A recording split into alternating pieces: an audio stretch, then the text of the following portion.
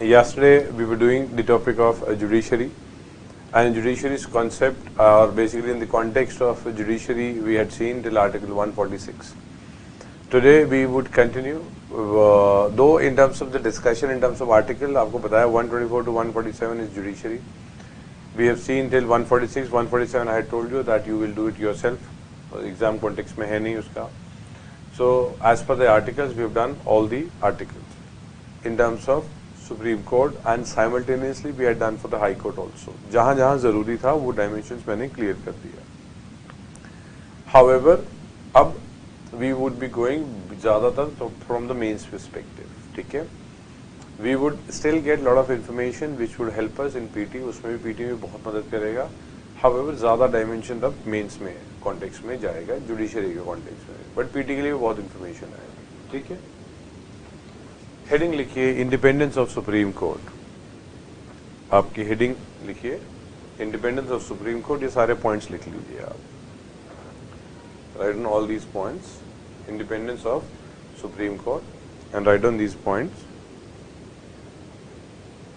ठीक है, ये सारे points लिखिए. That is mode of appointment. Next is security of the tenure. Then we have expenses charged on the CFI, expenses charged on CFI, Consolidated Fund of India. Next is fixed service condition, fixed service condition. Then the fifth point is conduct of the judges. Conduct of the judges cannot be discussed. Cannot be discussed. इस point में ना conduct of the judges cannot be discussed by Parliament or by the MPs oblique MLAs या by Parliament oblique state legislature. ऐसा कर लो. Conduct of the judges cannot be discussed by Parliament oblique state legislature. ठीक है, by Parliament oblique state legislature. ठीक है. Next is ban on practice after retirement. Ban on practice after retirement. Next is freedom to appoint staff. Freedom to appoint staff. Next is power to punish for its contempt. Power to punish for its contempt. And last is separation from executives. Separation from executives. ठीक है, एक और point लिख लो, यहाँ पे इसमें mention नहीं है. You write another point. Write down power to make rules. Now this is not mentioned here in these points, so write down another point, that is power to make rules. Power to make rules with respect to, power to make rules with respect to internal administration. Power to make rules with respect to internal administration. ठीक है. Now in this context, what I would like, आप इनको all the points, इसमें सबके articles try करो. Try your best to write the articles. And though we have not done all the articles, however there are a lot of articles which we have done. So इनको करने की कोशिश करो इसके सामने लिखने के लिए. I'll give you 1-2 minutes and try to write articles कि कौन से articles discuss हो रहे होंगे. कोशिश करो 1-2 मिनट में आप इसकी, ठीक है, सबके सामने. Try. I would tell you all the articles, however, आप कोशिश करो. That is how you apply your mind.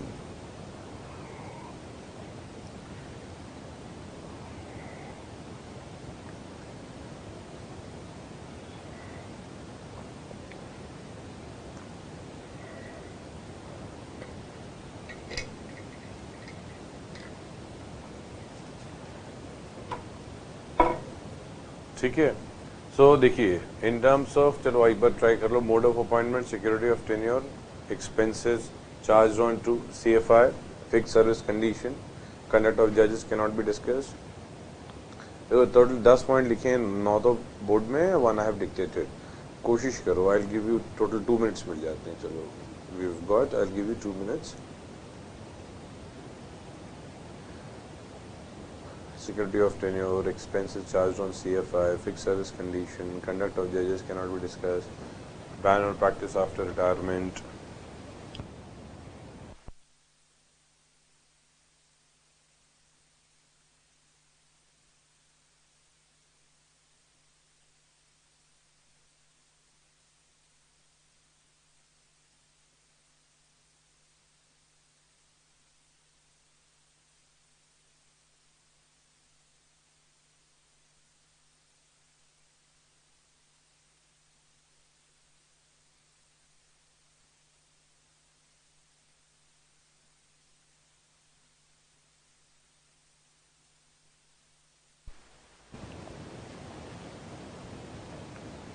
Separation from executive, power to punish for its contempt, ban on practice after retirement.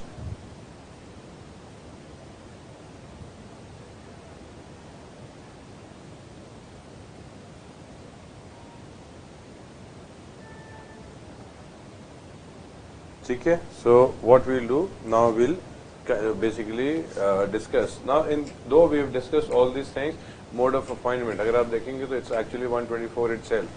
However, mode of appointment is 124 clause 2. But if you are able to come to 124, that is आप चलो ठीक है, बहुत पास आ चुके हो. However, 124 clause 2 ये देखा जाएगा तो ये भी 124 ही है. Security of tenure, that you can't be removed until unless proved misbehavior or incapacity हो. 124 clause 4 था वो, proved misbehavior incapacity वाला कॉन्टेक्स्ट था वो. ठीक है, वो टेन्योर सिक्योर है.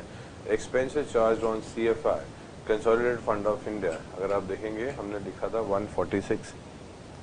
However, yes, इसको आप 125 भी देख सकते हो, because we saw that 125 में salaries and the pension of the Supreme Court judges के कॉन्टेक्स्ट में डिस्कशन था. However, 146 is expenses charged on CFI. अब यहाँ तक आ गया तो that is you have understood, you have come to the point. Fixed service condition generally 125. Your salaries cannot be reduced until unless मतलब emergency ना आ जाए. So salaries of judges cannot be reduced. Full stop. ये statement right मानी जाएगी. ठीक है. So fixed service condition जो है वो उस context में है. Conduct of the judges cannot be discussed by the parliament of the state legislature. Yes, ये article जो है ये नहीं किया हुआ है. However, ये it does not come under judiciary. ये legislature के context में आता है, इसलिए आपको बट मैं दिखाऊंगा अभी. Ban on practice after retirement 124 clause 7. ठीक है. Freedom to appoint staff, that is 146. Power to punish for its contempt 129. Separation from executives, ठीक है, ये भी आर्टिकल नहीं देखा गया है. ठीक है. However, 50 होगा and that is 121. Let me show it to you so that we get the idea.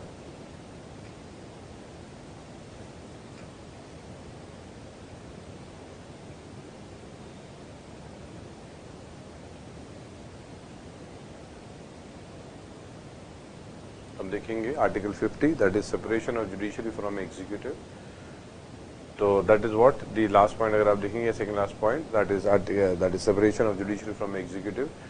If you notice that it is not legislature separation, it is separation of judiciary from executive. ठीक है. तो if in the exam it is saying legislature, executive, judiciary का separation है article 50 में, that would be wrong, because it is not separation legislature, executive, judiciary, it is judiciary and executive. इन्हीं का separation की बात हो रही है.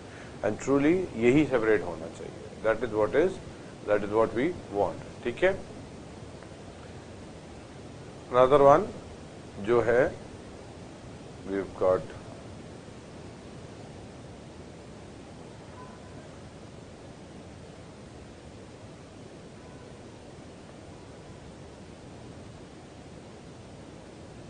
ये देखेंगे, 21 देखेंगे. No discussion shall take place in the parliament with respect to the conduct of any judges.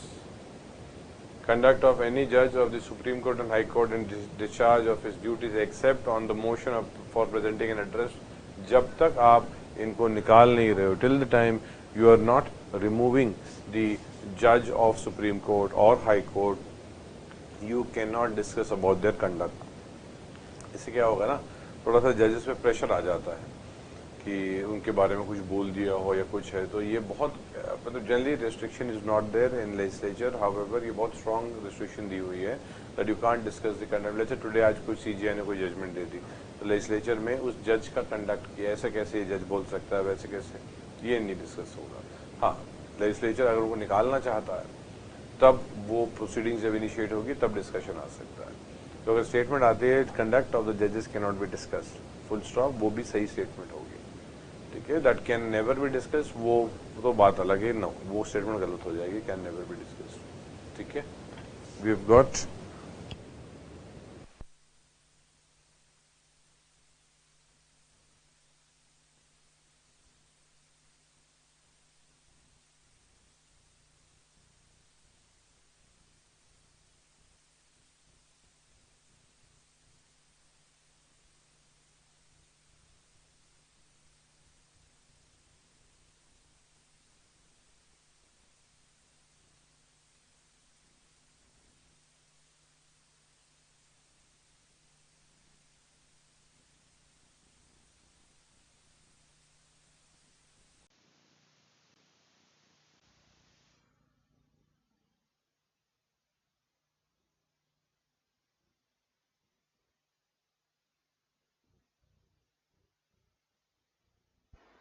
so Article 121.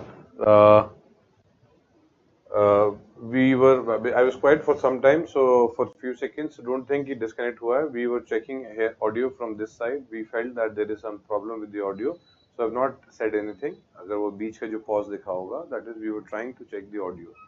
So there may be some gap, so don't worry. However, if we feel that there is an issue from our side, we would again check. So कोई pause दिखेगा अगर audio में, so don't think that there is some problem. We are just checking that issue. ठीक है?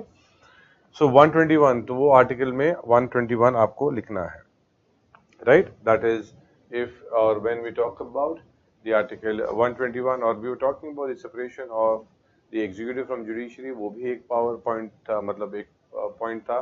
and also the article 121 that the conduct of the judges cannot be discussed.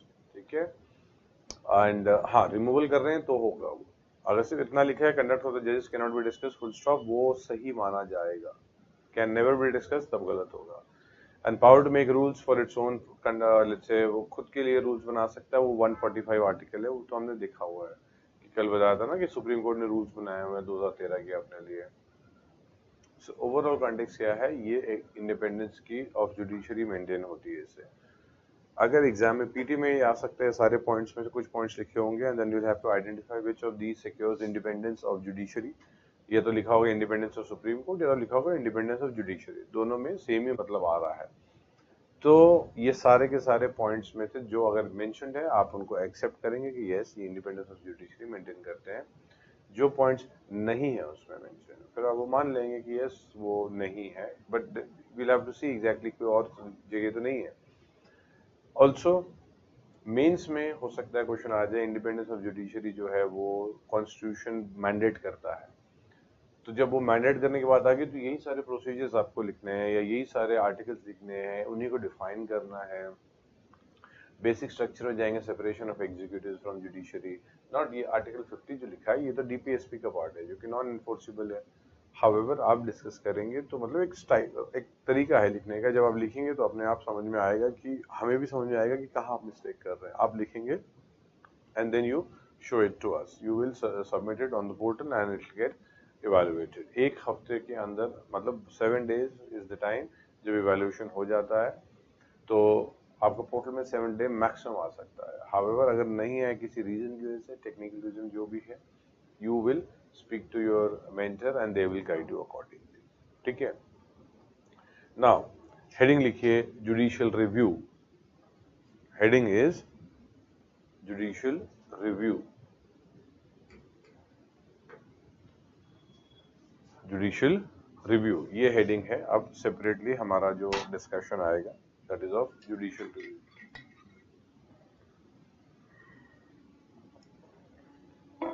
Now in terms of judicial review, पहले तो देखना है कि what do you mean bye judicial review, ठीक है। Basically review से टर्म आपको क्लियर तो ये तो समझ में आ रहा है that something is being checked. Review का मतलब यही होता है कि कोई चीज हो गई है उसको फिर देखा जा रहा है, that is what is review. तो judiciary can review what, judiciary एक तो रिव्यू कर रही है अपने खुद के जजमेंट। 137 आर्टिकल अगर हम देखते हैं तो 137 is what we were discussing was that you are reviewing your own judgement. एक तो 137 आर्टिकल था, 137 कल हमने देखा था, तब review petition, curative petition, that is what we had discussed. So review aspect का आता है जुडिशियल रिव्यू। दूसरा एक एस्पेक्ट आता है कि जुडिशरी 137 में सुप्रीम कोर्ट अपने ही जजमेंट देख रही थी, right. However in terms of the lower courts का अगर हम देखते हैं, लोअर कोर्ट्स के भी तो डिसीजन जुडिशरी चेक करती है। तो सुप्रीम कोर्ट जो है वो लोअर कोर्ट्स के भी जजमेंट देख रही है, तो वो भी जुडिशियल रिव्यू का पार्ट हो जाएगा। 137 में तो अपने जजमेंट की बात कर रही है। हाउएवर जुडिशियल रिव्यू अगर आप एज अ टॉपिक देखेंगे तो जुडिशरी अगर लोअर कोर्ट्स की जजमेंट्स को चेक कर रही है वो भी जुडिशियल रिव्यू का पार्ट हो जाएगा। पर जुडिशियल रिव्यू में जुडिशरी लोअर कोर्ट्स के जजमेंट्स को भी देखती है, ठीक है। तो अपने तो देख ही रही है, लोअर कोर्ट्स के भी देख रही है। देन अगर आप देखेंगे तो laws made by the parliament इसको भी चेक करती है। हमने ये नोटिस किया कि NJAC was declared as unconstitutional, मतलब लॉ बना, लॉ पास हुआ, लोकसभा राज्यसभा दोनों से गया, राज्यसभा लोकसभा से भी आ सकता है, लोकसभा राज्यसभा मतलब कहीं पे भी स्टार्ट हो सकता है। आगे हम देखेंगे कुछ टाइप की चीजें सिर्फ लोकसभा में जा सकती हैं, उसको अलग से याद रखना पड़ेगा। So in this context we saw that act बना, जैसे ही एक्ट बना बाद में सुप्रीम कोर्ट में it was challenged and then supreme court nullified it. मतलब the actions of the legislature को भी चेक किया जाता है। तो जुडिशियल रिव्यू में एक्शंस ऑफ लेजिस्लेचर को भी मानेंगे, ये भी जुडिशियल रिव्यू का पार्ट है।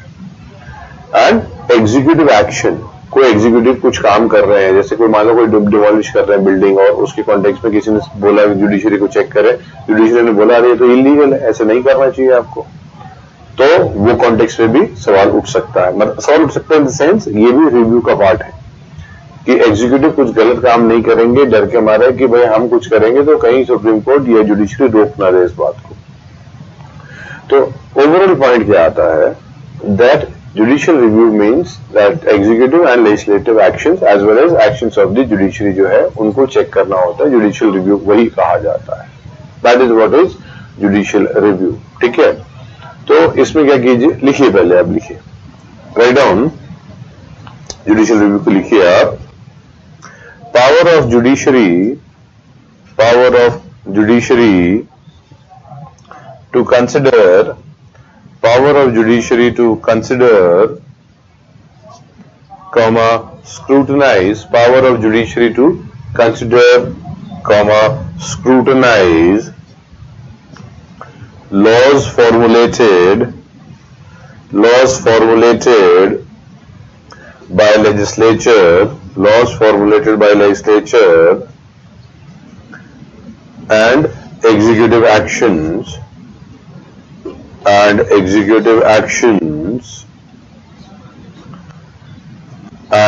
thereby declare its validity, full stop. Continue. Judicial review also scrutinize the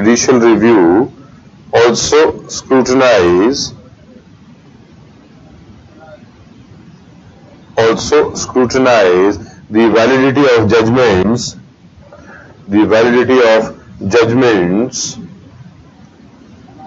of lower judiciary, अच्छा, is there any problem with the voice?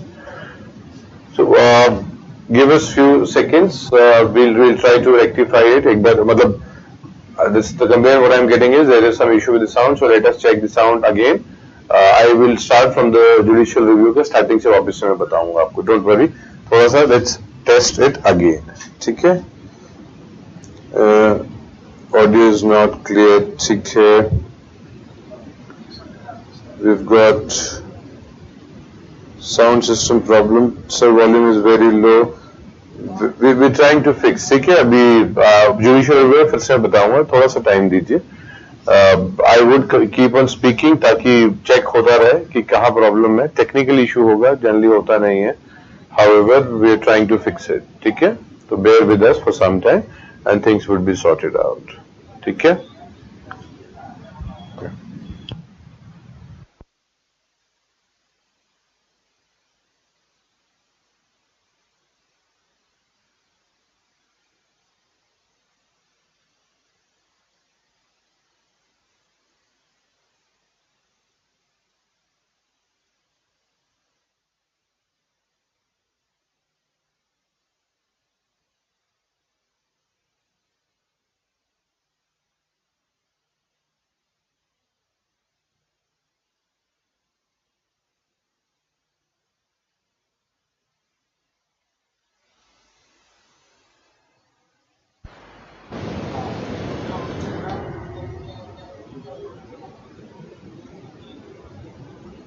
ठीक है, so we are trying again. I don't think so. अब there should be a problem as of now. वापस से हम लोग ने अपने तरफ से सिस्टम को वापस से चेक किया, बट प्रॉब्लम नहीं आनी चाहिए, ठीक है।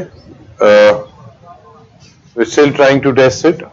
That where is the problem? Don't worry. I would keep on speaking so that sound थोड़ा सा चेक हो जाए, because if it is not clear, then we'll have a lot of problem.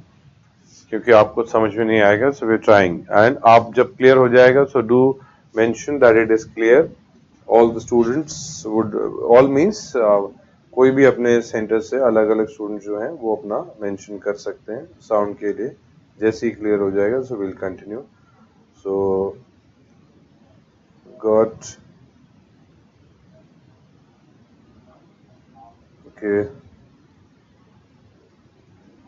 Okay, so we've got one center said clear है, मतलब so we've I believe clear है। Okay, okay, now sound ठीक है, अब आ गया, चलो good. Now अब again I am not sure exactly sound कहाँ से डिस्कनेक्ट वगैरह जो पोर्शन हुआ था या ठीक से नहीं आया था, तो I am actually starting from the judicial review aspect.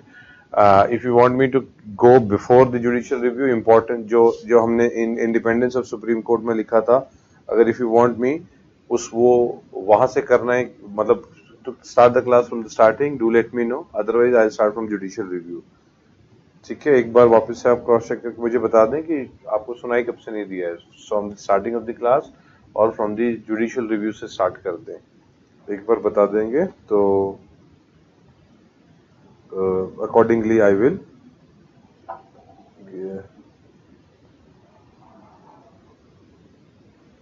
Now we got, I believe अभी तो साउंड क्लियर हो गया, सब स्टूडेंट्स हर जगह से आ गया है, क्लियर आ गया, चलो ठीक है। From where to start, do let me know बेटा।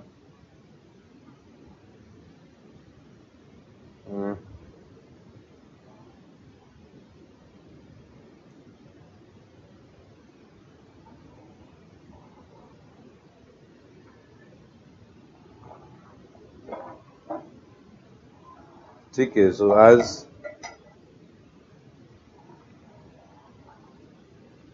ठीक है, so as everyone is saying start from judicial review, so I am starting from judicial review, ठीक है। वहीं से फिर हम लोग स्टार्ट कर रहे हैं judicial review से, ठीक ठीक ठीक ठीक, starting from judicial review। now judicial review में क्या है आप समझो। एक review means we are trying to review something. review means कुछ हुआ है, मतलब something has to happen earlier, पहले होना बहुत जरूरी है, देन उसको रिव्यू करेंगे। मतलब एक हो सकता है कि either supreme court has given its own जज, मतलब देव गिवन अ जजमेंट, तो कुछ तो हो गया, उन्होंने जजमेंट दे दी, उसको आप रिव्यू कर लो। That article 137 we have already seen. Another could be that lower court ने जजमेंट दी, हाई कोर्ट ने जजमेंट दी, उसको रिव्यू कर रहे हैं, जनरली विच हैपेंस जो because of the integrated judiciary hierarchy में, that is what we do. और it also could be executive action, executive ने कोई एक्शन लिया हुआ है, लीगल है कि इलीगल है, सवाल पूछे जा सकते हैं, ठीक है। जैसे अभी डीमोनेटाइजेशन के ऊपर सुप्रीम कोर्ट में बहस हुई थी, तो वो क्या था, एग्जीक्यूटिव एक्शन था वो। लेजिस्लेटिव एक्शन मतलब कोई लॉ बना दिया हो, वो भी चेक किया जा सकता है, NJAC was declared as unconstitutional, तो पॉइंट क्या है, जुडिशरी के एक्शंस को एग्जीक्यूटिव एंड लेजिस्लेटिव एक्शंस को चेक करती है. But what are the parameters? Actually constitution is the parameter. Constitution से वो पास हो जाए, मतलब they should be constitutional. If they are constitutional मतलब संविधान के कोई प्रोविजन के एंटी नहीं है और वो है basically fundamental rights.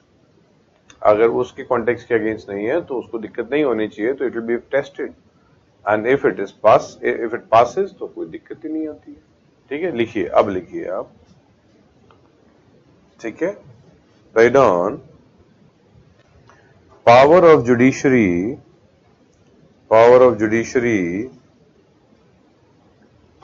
to consider, comma, scrutinize laws formulated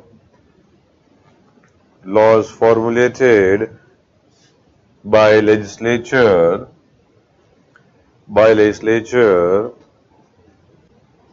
and executive actions and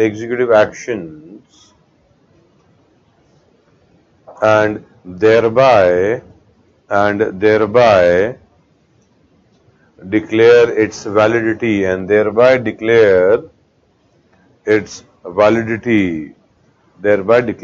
validity full stop. Continue. Judicial review also scrutinize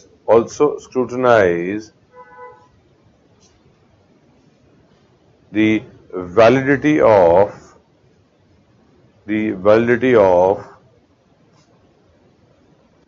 judgments of lower judiciary. ठीक है, एक अलग सा हेडिंग लिखिए अब, मतलब write on another heading, that is significance and importance of judicial review.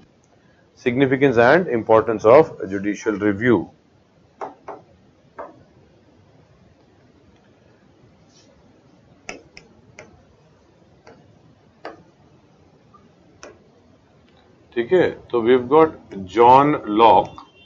अब इनका मतलब लिखिएगा, जब डिक्टेट करूंगा तब लिखेंगे. ठीक है, जॉन लॉक ये बताते हैं that how important is judicial review. He says that, देखो मान लो जुडिशरी है ही नहीं. Imagine a situation that we don't have judiciary all together.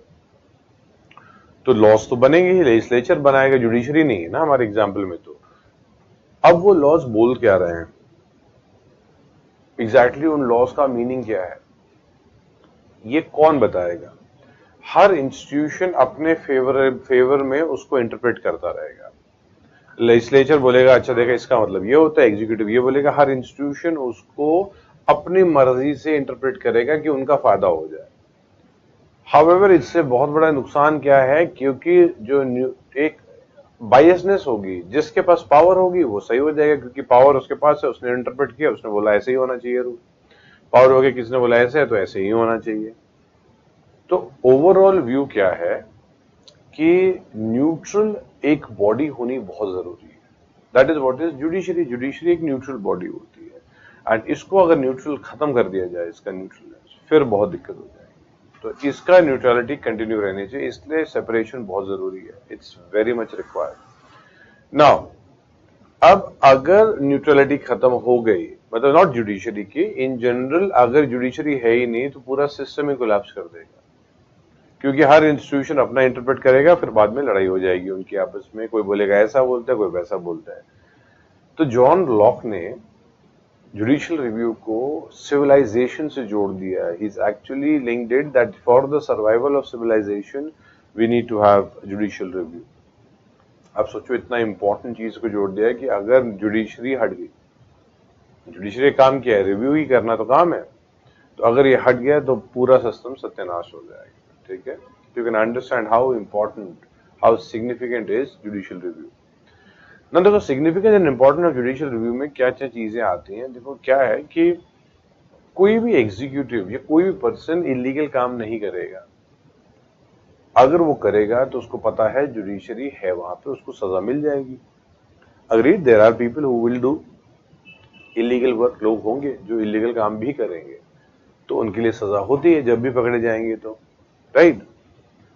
तो सिटीजन्स के राइट्स को प्रोटेक्ट किया जाता है। आप सबके राइट्स, मेरे राइट्स, हम सबके राइट्स ये इसलिए प्रोटेक्टेड हैं क्योंकि जुडिशियल रिव्यू अवेलेबल है। एग्जीक्यूटिव को पता है कि आज को वो कल कुछ भी जो मर्जी है वो नहीं कर सकते। सबके लिए प्रोसीजर है, वो फॉलो होना बहुत जरूरी है। अपनी मर्जी से इसको आज ले आओ रूल, कल को चेंज कर दो, नो। हाँ, एग्जीक्यूटिव की कुछ पॉलिसीज होती हैं जो पास की जा सकती है, उसमें लॉ की जरूरत नहीं है, वो ऑर्डर से पास होता है, ठीक है। जैसे पूरे इंडिया को है कि भाई लॉकडाउन कर दिया जाए, तो इसके लिए कोई लॉ पास करने की जरूरत नहीं है, ठीक है। तो ये हो सकता है डीमोनेटाइजेशन, इसके लिए लॉ पास करने की जरूरत नहीं है।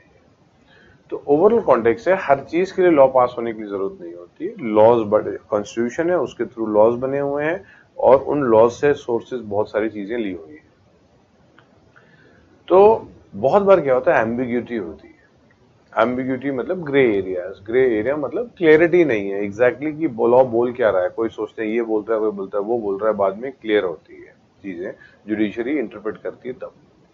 इसका मतलब जुडिशरी ये भी बताती है कि ये लॉ का मतलब है क्या, what do you mean by this law. अगर एम्बिग्यूटी है तो judiciary would even clear that. So what we get is overall that judicial review से हमारे कॉन्स्टिट्यूशनल वैल्यूज प्रोटेक्ट हो जाएंगी। तो वैल्यूज से प्रोटेक्ट होंगी तो कोई मतलब एग्जीक्यूटिव जो है वो डिसिप्लिन रहेगा, मतलब वो इनडिसिप्लिन नहीं रहेगा। इनडिसिप्लिन रहेगा अगर वो, तो एक्शन हो जाएगा उसके against. So it will actually have predictability. और मतलब आप सोचो कि आप if you are there at the signal पे आप रेड लाइट पे खड़े हैं, you are not breaking any signal, आप सारे रूल्स रेगुलेशंस फॉलो कर रहे हैं, you have all the documents with you, you know the police personnel can not harass you. ये क्या है, एक सर्टेनिटी है। सर्टेनिटी क्यों है, क्योंकि आपको पता है ये रूल के थ्रू है कि आपने रूल फॉलो किया, वो कुछ नहीं कर सकता। ये सर्टेनिटी आपको कैसे मिलती है, क्योंकि पता है अगर उसने गलत किया तो आप उसके खिलाफ कंप्लेन कर सकते हैं, फिर उसको सजा हो जाएगी। तो ये सर्टेनिटी तभी होगा जब एक न्यूट्रल बॉडी बैठेगी। अगर वही सब डिसाइड करने लग गए कि भाई मैं सही कर रहा हूँ गलत, तो वो तो कभी गलत नहीं कर रहे हैं, उनके हिसाब से तो हमेशा सही कर रहे हैं। इसलिए प्रोसीजर बनता है, स्टैंडर्ड ऑपरेटिंग प्रोसीजर भी बना जाता है कि बताया जाता है ये तरीका फॉलो होना चाहिए। यू नो दैट अगर किसी को इवन कोई क्रिमिनल है but standard operating procedure follow नहीं हुआ है उसको पकड़ने के लिए, तो भी जिस पर्सन ने किया है उसके खिलाफ एक्शन हो जाता है। एनकाउंटर्स के लिए भी एसओपी है, स्टैंडर्ड ऑपरेटिंग प्रोसीजर है कि आप पहले उनको मौका देंगे। First you will ask them to surrender, you will not directly fire, you will only fire in self defence, ठीक है। सेल्फ डिफेंस वो भी घुटने के नीचे कोशिश की जाएगी। But yes, somebody is trying to kill you, you fire and at the same time you don't, मतलब ऐसा नहीं कि other person is firing on your head और on your face, on chest, and then आप वहां पे गोली मार रहे हो, you are trying to save yourself. तो एनकाउंटर्स में there are people who dies also, the particularly the bad people. However SOP होता है, फिर इंक्वायरी भी होती है पूरी पूरी, ये फेक तो नहीं है। तो जुडिशियल रिव्यू तो बहुत इंपॉर्टेंट है, मतलब दिस इज वेरी इंपॉर्टेंट। देखो अगर हमें देखेंगे कि अगर हम कॉन्स्टिट्यूशन के आर्टिकल्स देखते हैं, अभी तो you are not going to write anything, ये सब मैं डिक्टेट करूंगा। तो अगर आप देखेंगे तो आर्टिकल 13 जुडिशियल रिव्यू दिखाता है, आर्टिकल 32 जुडिशियल रिव्यू दिखाता है, आर्टिकल 226 जुडिशियल रिव्यू दिखाता है। ये अलग से डिस्कस होगा, एफआर के टाइम पे डिस्कस हो जाएगा। आर्टिकल 131 जुडिशियल रिव्यू दिखाता है, 132 जुडिशियल रिव्यू दिखाता है, 133 जुडिशियल रिव्यू दिखाता है, 134 जुडिशियल रिव्यू दिखाता है, 136 जुडिशियल रिव्यू दिखाता है, 137 जुडिशियल रिव्यू दिखाता है। अच्छा ना, सो मेनी आर्टिकल, ये तो सब हमने किए हुए हैं। 245 दिखाता है, 246 दिखाता है, 251 दिखा रहा है, 254। मतलब ये लिस्ट अभी लिखिएगा मत, ये सब मैं आर्टिकल्स आपको आप जब डिक्टेट करूंगा तभी लिखिएगा आप। ये सब आर्टिकल हम सेंटर स्टेट रिलेशंस के टाइम पे करेंगे। Centre state relations exactly executive के बाद, इमरजेंसी के बाद सेंटर स्टेट रिलेशंस आ जाएगा, ठीक है। तो तब ये हो जाएगा डिस्कस, ये हम ऑलरेडी डिस्कस कर चुके हैं। इसमें तो हमने जुडिशरी, यहाँ पे क्या देखा, constitutional matter, civil matter, criminal matter, any matter, specially petition है वो, आपने खुद की जजमेंट, एंड 131 इज अगर दो स्टेट्स में या सेंटर स्टेट्स में लड़ाई हो जाए तो। मतलब अगर जुडिशियल रिव्यू को आप देखेंगे तो ये जो टर्म है जुडिशियल रिव्यू, ये पूरे संविधान में कहीं नहीं लिखा हुआ है, कहीं ये टर्म नहीं लिखा हुआ है। However judicial review is part of basic structure. आप सोचो समथिंग जो लिखा नहीं है वो भी बेसिक स्ट्रक्चर का पार्ट है। क्यों? इसी रीजन की वजह से, क्योंकि बहुत सारे प्रोविजंस है जुडिशियल रिव्यू के, टर्म नहीं लिखा बट प्रोविजंस बने हुए हैं। ठीक है, जैसे 7th शेड्यूल है। 7th शेड्यूल क्या है? Union list, state list, concurrent list, 3 list होती है। ये लिस्ट ही आपने 3 बना दिए तो ही जुडिशियल रिव्यू अवेलेबल हो गया कि भाई इस लिस्ट से दूसरे आदमी दूसरे लिस्ट में लॉ नहीं बना सकता है, इस लिस्ट के पावर से दूसरा आदमी मिसयूज नहीं कर सकता है। तो ओवरऑल क्या है हमारे पास, that we have different kinds of judicial reviews की अलग अलग जगह पे हो रहा है, बट टर्म कहीं नहीं लिखा है। सुप्रीमेसी ऑफ द कॉन्स्टिट्यूशन जो कॉन्सेप्ट है, इससे भी जुडिशियल रिव्यू दिखता है, क्योंकि अगर कॉन्स्टिट्यूशन सुप्रीम है तो उसको कोई ब्रीच नहीं कर सकता, कोई ब्रीच करने की कोशिश करेगा तो जुडिशरी अपने आप आ जाएगी। तो ये सारे के सारे जो पॉइंट्स है या अलग अलग घुमा फिरा के पूछे जा सकते हैं। However significance and importance of judicial review लिखिए आप, significance and importance of judicial review. Write down, it disciplines the state. It disciplines the state. Next line. It restricts the arbitrary power. It restricts the arbitrary power of the state. Restricts the arbitrary power of the state. Next point, it makes the state more predictable. It makes the state more predictable and brings certainty. It makes the state more predictable and brings certainty into the system and brings certainty into the system. Next point, it protects citizens' rights. It protects citizens' rights. Next point, while doing a judicial review,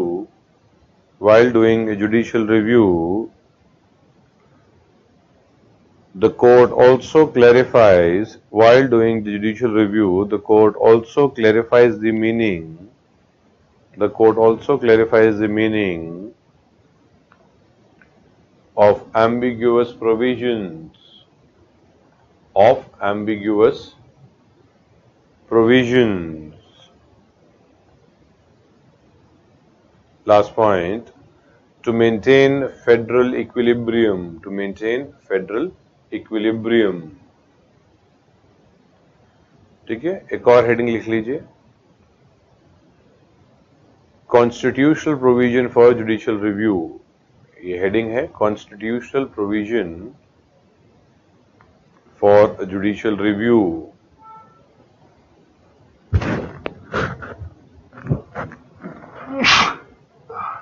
sorry, constitutional provision for judicial review. Next line पे star mark, put a star mark. Write down the term judicial review. The term judicial review has nowhere been used. The term judicial review has nowhere been used in the Constitution. The term judicial review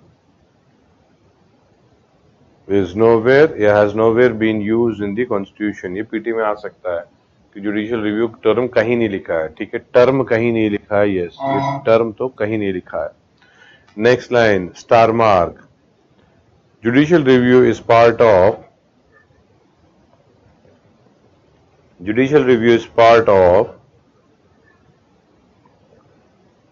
basic structure. Judicial review is part of basic structure. ठीक है, next line पे लिखिए, Judiciary is guardian of the Constitution. Judiciary is the guardian of the Constitution, guardian of the Constitution. Next line, because of constitutional supremacy, because of constitutional supremacy. Next line, seventh schedule clearly outlines legislative competence. Seventh schedule clearly outlines legislative competence.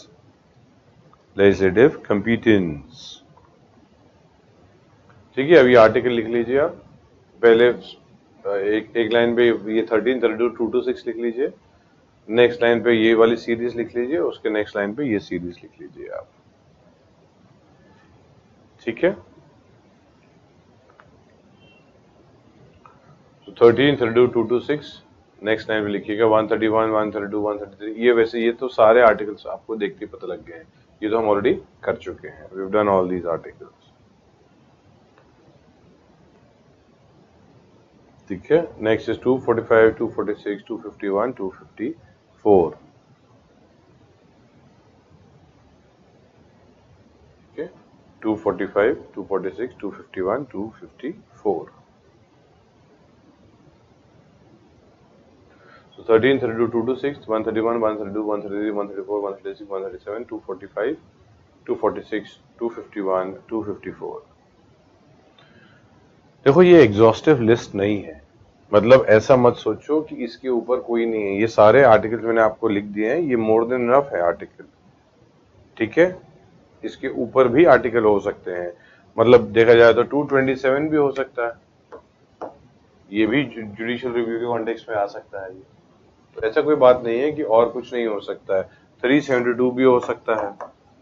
This is only, I'm just trying to say that you may have many articles जहां judicial review का context है, however it is not mentioned as a term. The term judicial review नहीं है।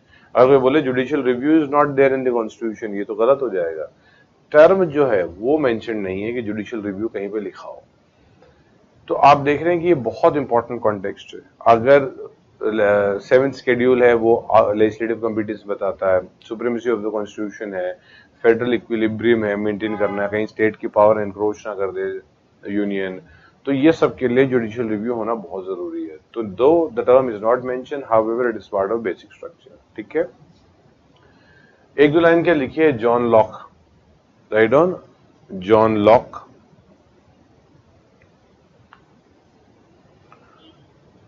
Write on, individual rights can be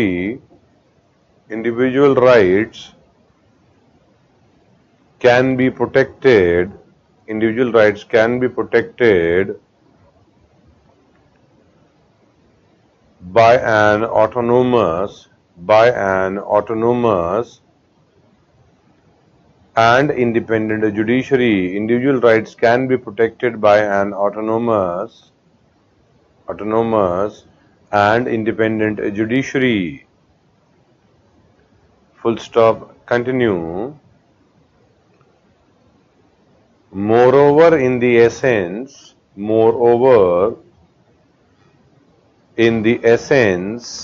या in the absence लिख लो, और different statement लिखते हैं, in the absence of judiciary, comma, individuals and groups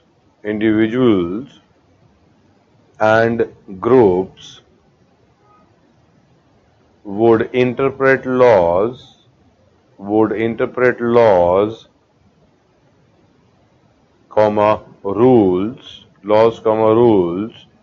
according to their own interest,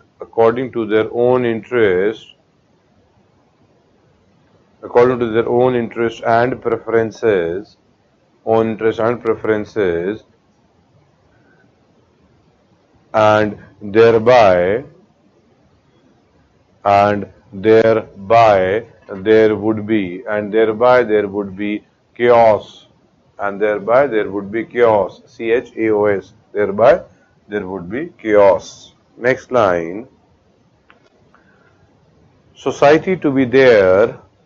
Society to be there. THERE there. Comma.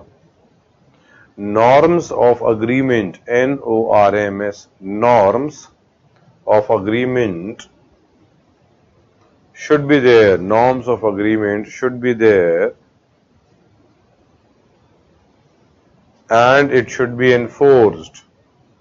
And it should be enforced. Full stop. Continue. Judicial review today. Judicial review today is the basis for. Judicial review today is the basis for civilization. Judicial review today is the basis for civilization. Okay. So John Locke has actually linked the judicial review with civilization altogether, right? देखो, just because John Locke ने ये सब बोला है, जरूर नहीं कि आप इनको कोट करें. You pick up the same statement and don't mention it. मतलब उनका नाम मेंशन करने की जरूरत नहीं है, because ये वो लिख दो. आप अपने नॉर्मल आंसर देखो, छोटे वर्ड जो होते हैं ना 150-200 वर्ड्स में हम कोट्स अवॉइड भी करते हैं. तो however you would like to write और स्टेटमेंट जैसे करके, तो आप स्टेटमेंट से लिख सकते हो. आप देखो, जुडिशरी क्या है, अपना स्कोप बढ़ा रही है. You will find questions, धीरे धीरे क्वेश्चंस ऐसे भी आ सकते हैं, मतलब क्वेश्चन दैट जुडिशरी ने अपना जो स्कोप है जुडिशियल रिव्यू का ये बढ़ा दिया है थ्रू जजमेंट्स. ऐसा हो सकता है क्वेश्चन, क्योंकि बहुत जगह पे जुडिशियल रिव्यू लिखा नहीं था दैट जुडिशियल रिव्यू होगा. टर्म तो लिखा ही नहीं है. हाउएवर वी वुड सी कि प्रेसिडेंट के पार्डनिंग पावर होगी, या we will talk about the removal of the governor, या ordinance. There are many areas where it was not written that it could be challenged in the court. था ही नहीं कहीं लिखा हो. However, judiciary ने through different judgments अपना scope बढ़ा लिया है. तो you may find a question which says that judiciary ने अपना scope बढ़ाया है through different judgments, या बोला अपना scope बढ़ा लिया है खुद से. तो क्या कर, मतलब वो क्वेश्चन डिमांड क्या कर रहा है? क्वेश्चन इज डिमांडिंग दैट आपको आंसर्स, मतलब वो सारे जजमेंट्स उठा के लेके आने हैं जहां पे जुडिशरी ने बोला होगा कि yes I will check it. आप इमरजेंसी करते हो तो मतलब मैं emergency, if you impose emergency I will check it. या फिर आप ऑर्डिनेंस इशू करोगे तो आई कैन चेक इट. मतलब there are many areas in which earlier in the constitution it was not mentioned. However Supreme court ने अपने judgement से बोल दिया है कि ठीक है, मैं जुडिशियल रिव्यू करूंगा. ठीक है, या आप मेरे से पूछ सकते हो if there is any issue. तो आपको मैं कुछ एग्जांपल्स तो अभी दे दूंगा केसेस के. हाउएवर हम इसको कुछ पोर्शन में और स्पेस छोड़ेंगे, फिर मतलब 3-4 लाइन हम और छोड़ेंगे. जैसे आई विल गिव यू 3 केसेस तो मैं बता ही दूंगा अभी. उसके बाद 3-4 लाइन और छोड़ेंगे हम, सो दैट जैसे हम आगे बढ़ेंगे then I will tell you that you add this in judicial review. Then आगे हम जाएंगे, then बोलूंगा add this case in judicial review. That is how we are going to add up. ताकि क्या होगा ना, एक साथ bombardment of information भी नहीं होगी, and how that judicial review is available, वो वाला in context भी आपको clear हो जाएगा. तो अभी whatever you have written, एक दो मतलब 2-3 लाइन गैप दीजिए और लिखिए Judiciary has expanded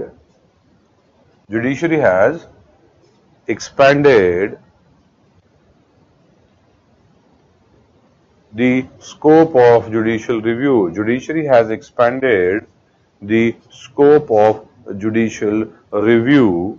The scope of judicial review, be it related to ordinance, comma, precedent rule, comma,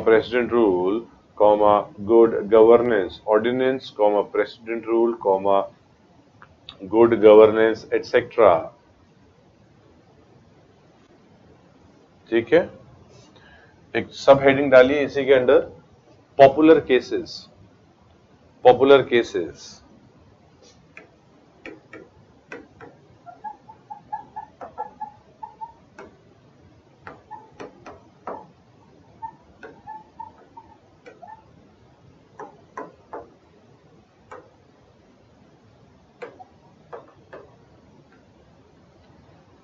ठीक है, पॉपुलर केसेस में ये तीनों केस लिख लीजिए। पॉपुलर केसेस में SR Bommai, Vishaka guidelines and Prakash Singh. ठीक है, तीन केसेस हम लोग लिख रहे हैं, SR Bommai, Vishaka guidelines and Prakash Singh judgment. ये तीन चीजें लिख रहे हैं। ठीक है, नाउ इसके बाद मतलब यू विल राइट, मतलब 3-4 लाइन का गैप छोड़ेंगे आप पक्का, because you will add more cases. I will give you 3-4 more cases. With that your answer would be complete of even 250 word का आप आराम से आंसर लिख सकते होगे। That how judiciary through different pronouncement and judgments उन्होंने अपने स्कोप को बढ़ाया है। देखो एसआर बोमई तो 356 के कॉन्टेक्स्ट में करेंगे।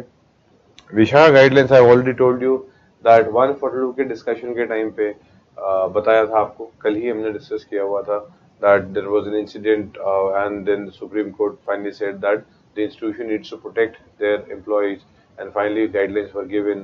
तो अगर आप गाइडलाइंस नहीं फॉलो करोगे तो सजा हो सकती है। तो that's how scope increases.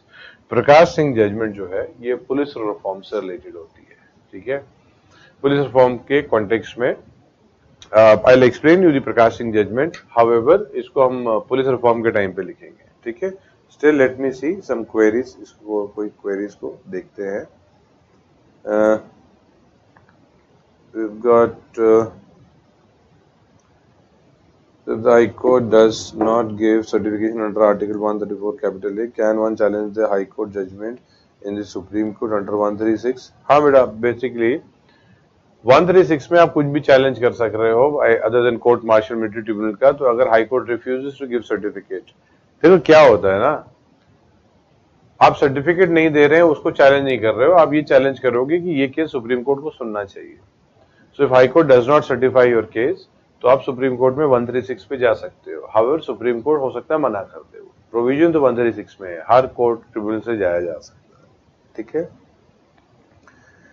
Another query क्या है, if ancillary power give parliament power to give supplement power to Supreme, then does the Constitution place the Parliament at a higher pedestal than the Supreme Court? नहीं बेटा, नहीं। Parliament by law can give Supreme Court और ancillary powers दे सकती है। Parliament उसकी power कम नहीं कर सकती जो संविधान ने दिया हुआ है। ठीक है, एंड लॉ मेकिंग पावर जो है वो पार्लियामेंट के पास पावर होती है। It's not that parliament can not make law on judiciary, judiciary law तो बना ही सकती है पार्लियामेंट। तो कॉन्टेक्स्ट है, सेपरेशन ऑफ पावर्स का एक कॉन्टेक्स्ट तो होता है, हाउएवर चेक्स एंड बैलेंस का भी कॉन्सेप्ट होता है। ठीक है, कोई भी एक एब्सोल्यूट प्राइमेसी कोई इंस्टीट्यूशन की नहीं ली जाती है। हाउएवर देखा जाए तो इंटरप्रिटेशन ऑफ द कॉन्स्टिट्यूशन पे the supreme court is the final institution, तो वो अपने आप को सुप्रीम बोल सकता है। नेक्स्ट देखते हैं, please explain the meaning of Article 138 Clause 2. 138 Clause 2.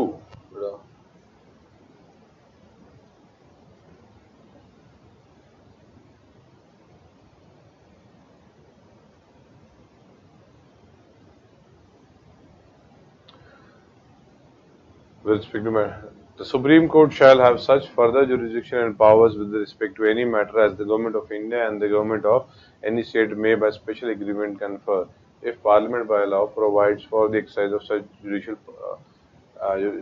jurisdiction powers by the Supreme Court। ठीक है, मतलब भाई सुप्रीम कोर्ट के पास देखो क्या होता है, enlargement of jurisdiction of supreme court. The supreme court shall have such further jurisdiction and powers with respect to any matter in the union list as Parliament may by law confer। देखो supreme union list की बात हो रही है, तो ठीक है, तो 138 clause 1 talks about the union list. ठीक है, पार्लियामेंट क्या कर रहा है, यूनियन लिस्ट से कॉन्टेक्स्ट में इनकी पावर को बढ़ा रहा है। Supreme court can also have further jurisdiction on powers, जिससे कॉन्टेक्स्ट में स्टेट के कॉन्टेक्स्ट में भी मतलब उनको थोड़ा और पावर दी जा सकती है। मतलब एनलार्जमेंट ऑफ जुरिसडिक्शन की बात चल रही है बेटा। मान के चलो इसको एग्जाम में कॉन्टेक्स्ट में कि इनके पास article 138 gives enlargement of jurisdiction की जो ये पावर है, ये एनलार्जमेंट सुप्रीम कोर्ट की जो करेंगे वो पार्लियामेंट करेगा, एंड दैट इज इट। अब वो स्टेट के अग्रीमेंट हो रहा है नहीं हो रहा है, that's not part of the, मतलब एग्जाम में कॉन्टेक्स्ट के लिए जरूरत नहीं है बेटा। और जितना अंदर जाएंगे उतना डोमेन बढ़ता रहेगा, ठीक है। Sir, does appellate jurisdiction under Article 132 always need a minimum 5-member bench as it interprets the Constitution? अगर कॉन्स्टिट्यूशनल मैटर है तो सुप्रीम कोर्ट में इंटरप्रिटेशन तो कॉन्स्टिट्यूशनल बेंच 5 की ही होगी। 5 से छोटी बेंच अगर बैठती है तो कॉन्स्टिट्यूशनल मैटर होता ही नहीं है। तो अगर आप सुनोगे कॉन्स्टिट्यूशनल मैटर है तो सुप्रीम कोर्ट में 5 लोग बैठने जरूरी है। बहुत बार क्या होता है कि सुप्रीम कोर्ट मान लो कोई केस सुन रहा है, उसमें 3 जज सुन रहे हैं, and suddenly in due course of time उनको जैसे ही लगता है that oh this is matter of constitutional interpretation, ये तो बहुत इंपॉर्टेंट संविधान का मामला है, तो फिर वो बेंच वहीं रुक जाती है। फिर वो सीजीआई को इन्फॉर्मेशन दी जाती है that this requires constitutional bench, and फिर 5 जज बेंच बैठा दी जाती है, ठीक है। तो अगर पहले नहीं पता है कि कॉन्स्टिट्यूशनल है, बीच में भी पता लगता है, तो वो जज बेंच को बढ़ा दिया जाता है। Next is we've got, so why 141 is not part of judicial review? Because the Supreme Court reviews the judgment here too. बेटा 141 तो सुप्रीम कोर्ट रिव्यू नहीं करता है अपनी जजमेंट। 141 पे उनकी सब पे बाइंडिंग है, उस पे खुद पे बाइंडिंग नहीं है। 141 वो बोल रहा होता है कि मेरे पे खुद पे बाइंडिंग नहीं, तो वो रिव्यू नहीं कर रहा है अपने पे। वो अपनी जजमेंट को चेंज कर सकता है जब भी मर्जी है, वो तो 137 का पार्ट हो जाएगा, ठीक है। देखो इंटरप्रिटेशन लाने के बाद तो हम 143 को भी डाल सकते हैं, ठीक है। देखो मैंने बताया एग्जॉस्टिव लिस्ट नहीं है जो मैंने बताई थी, बट पॉइंट क्या है कि जब आपके पास क्लियर कट बहुत सारे पॉइंट्स ऑलरेडी लिखे हुए हैं जिसमें आप आराम से अपने आंसर्स को बता सकते हो, तो why to make things complicated कि भाई ये देखो कोई चीज होगी आप लिखते हो, लिखते ही समझ में आ जाता है what are you trying to say. Sometime you have to explain it, आपको टाइम लगता है एक्सप्लेन करने के लिए थोड़ा, ताकि पॉइंट कन्विंस समझ में आए दूसरे को। इतना स्कोप ही नहीं है यूपीएससी में कि वर्ड लिमिट इतनी मिल जाए, इसलिए जो मेन पॉइंट्स है that is what we have mentioned, ठीक है। Now Vishaka guidelines are with respect to Article 142, where Supreme Court can pass order for complete justice. Then how can we connect it to judicial review? ठीक है, देखो अभी judicial review का एक context समझो, बात कर रहे हैं ना।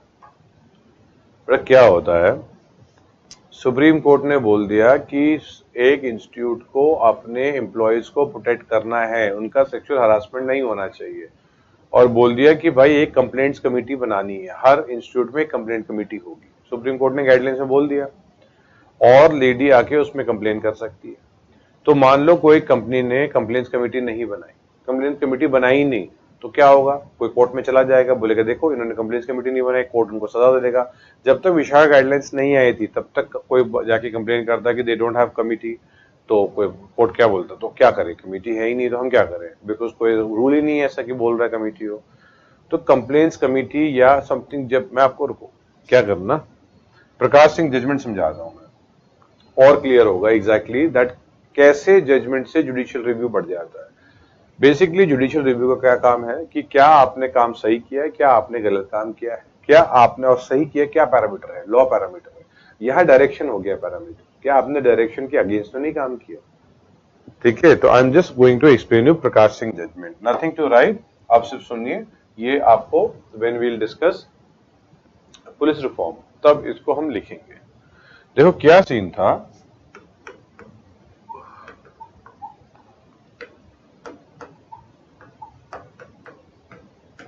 इन्होंने 1996 पे सुप्रीम कोर्ट में अप्रोच किया। ही वाज अ फेमस, मतलब बहुत फेमस सीनियर आईपीएस ऑफिसर थे, तो रिटायर हो गए थे। इन्होंने बोला कि भाई पुलिस रिफॉर्म होने चाहिए, the police is not able to function properly because police reforms नहीं हुए हैं, and that's actually a reality. Police is not able to function because reforms नहीं हुए हैं पुलिस में। तो सुप्रीम कोर्ट ने they called up the government of India and they asked that okay क्या करना चाहिए? तो government of India said yes, police reform होनी चाहिए, हम लोग एक कमेटी सेटअप करते हैं, ठीक है।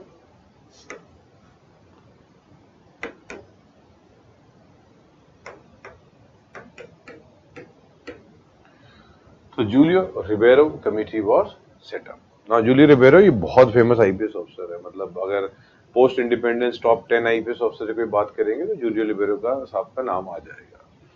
Now he gave many recommendations and important recommendations were, उसमें से कुछ थी कि ट्रांसफर्स एंड प्रमोशंस जो है पॉलिटिशियंस के हैंड से हटा दो। जो जितने भी ट्रांसफर प्रमोशंस होते हैं ये पॉलिटिशियंस के हाथ से हटा दो। And give security of tenure. Security of tenure मतलब जैसे आपने एक कमिश्नर किसी को बना दिया या एसपी बना दिया तो उसको हिलने मत दो वहां से, मतलब कि कोई उसको जल्दी से ऐसी मतलब धमकी देके हटा दे कि तुम्हारा ट्रांसफर करा दूंगा, प्रमोशन करा दूंगा, all these things right, how you see in series and movies. So ये ट्रांसफर प्रमोशन रुकवाओ और मतलब अननेसेसरली पॉलिटिशियन के हाथ में जो है। एंड ये आप सिक्योरिटी ऑफ टेन्योर दो कि उनको डर नहीं लगना चाहिए कि मैं यहाँ रहूंगा तो कोई मुझे निकाल नहीं सकता, मैं काम करूंगा यहाँ पे, मैं 2 साल तक कोई नहीं हटा सकता। कैबिनेट रिकमेंडेशन दे दिया बट कुछ नहीं हुआ। देन इन्होंने क्या हुआ, प्रकाश सिंह साहब फिर सुप्रीम कोर्ट गए, बोला Julio Ribeiro committee has given recommendation, however no action has been taken. So government of India said that 2-3 साल हो चुके हैं, let's set up a committee because time has changed. और आप समझो that nothing happened for 100 year, however 2-3 साल में बहुत चेंजेस आ गए। That is what the government had said. So Supreme Court said okay, set up a committee.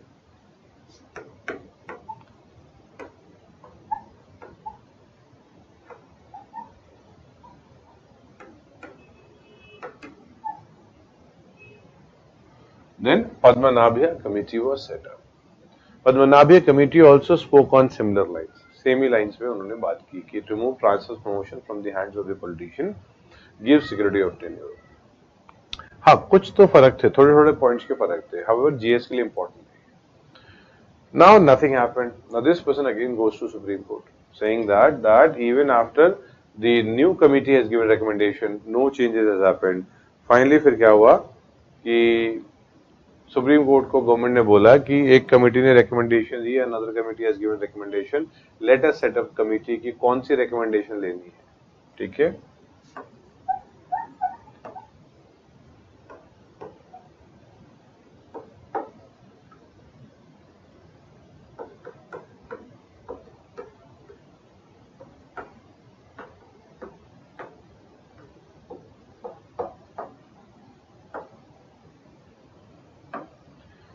Basically Soli Sorabjee committee was set up. Soli Sorabjee committee को police act drafting committee भी बोला जाता है, ये 2005 में सेटअप की थी। इन्होंने ही हमें मॉडल पुलिस एक्ट दिया हुआ है। सो इंडिया में एक मॉडल पुलिस एक्ट है 2006 का। जस्ट बिकॉज इसका नाम एक्ट है, डोंट थिंक ये पार्लियामेंट से पास हुआ है, ये एक एक्ट है, मॉडल एक्ट, मतलब बोलते हैं कि सबका मॉडल है सारी पुलिस को कि आप इसको फॉलो कर लो, ये make your police like this, then ये बहुत अच्छा सिस्टम हो जाएगा। So there is don't think कि एक्ट को 2006 में पास किया था, पार्लियामेंट ने बनाया था, नो, ये एक मॉडल एक्ट दिया गया है कि आप सबके लिए मॉडल है, प्लीज इसको फॉलो कर लो। तब तक सुप्रीम कोर्ट फ्रस्ट्रेट हो चुके थे and they finally give their judgement.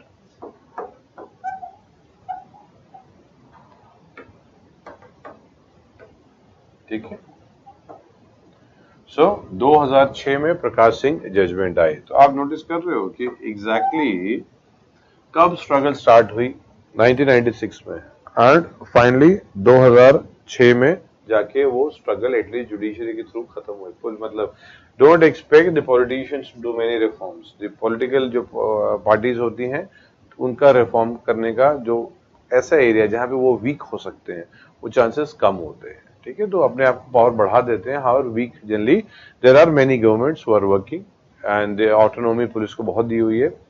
However Katie Thomas committee है,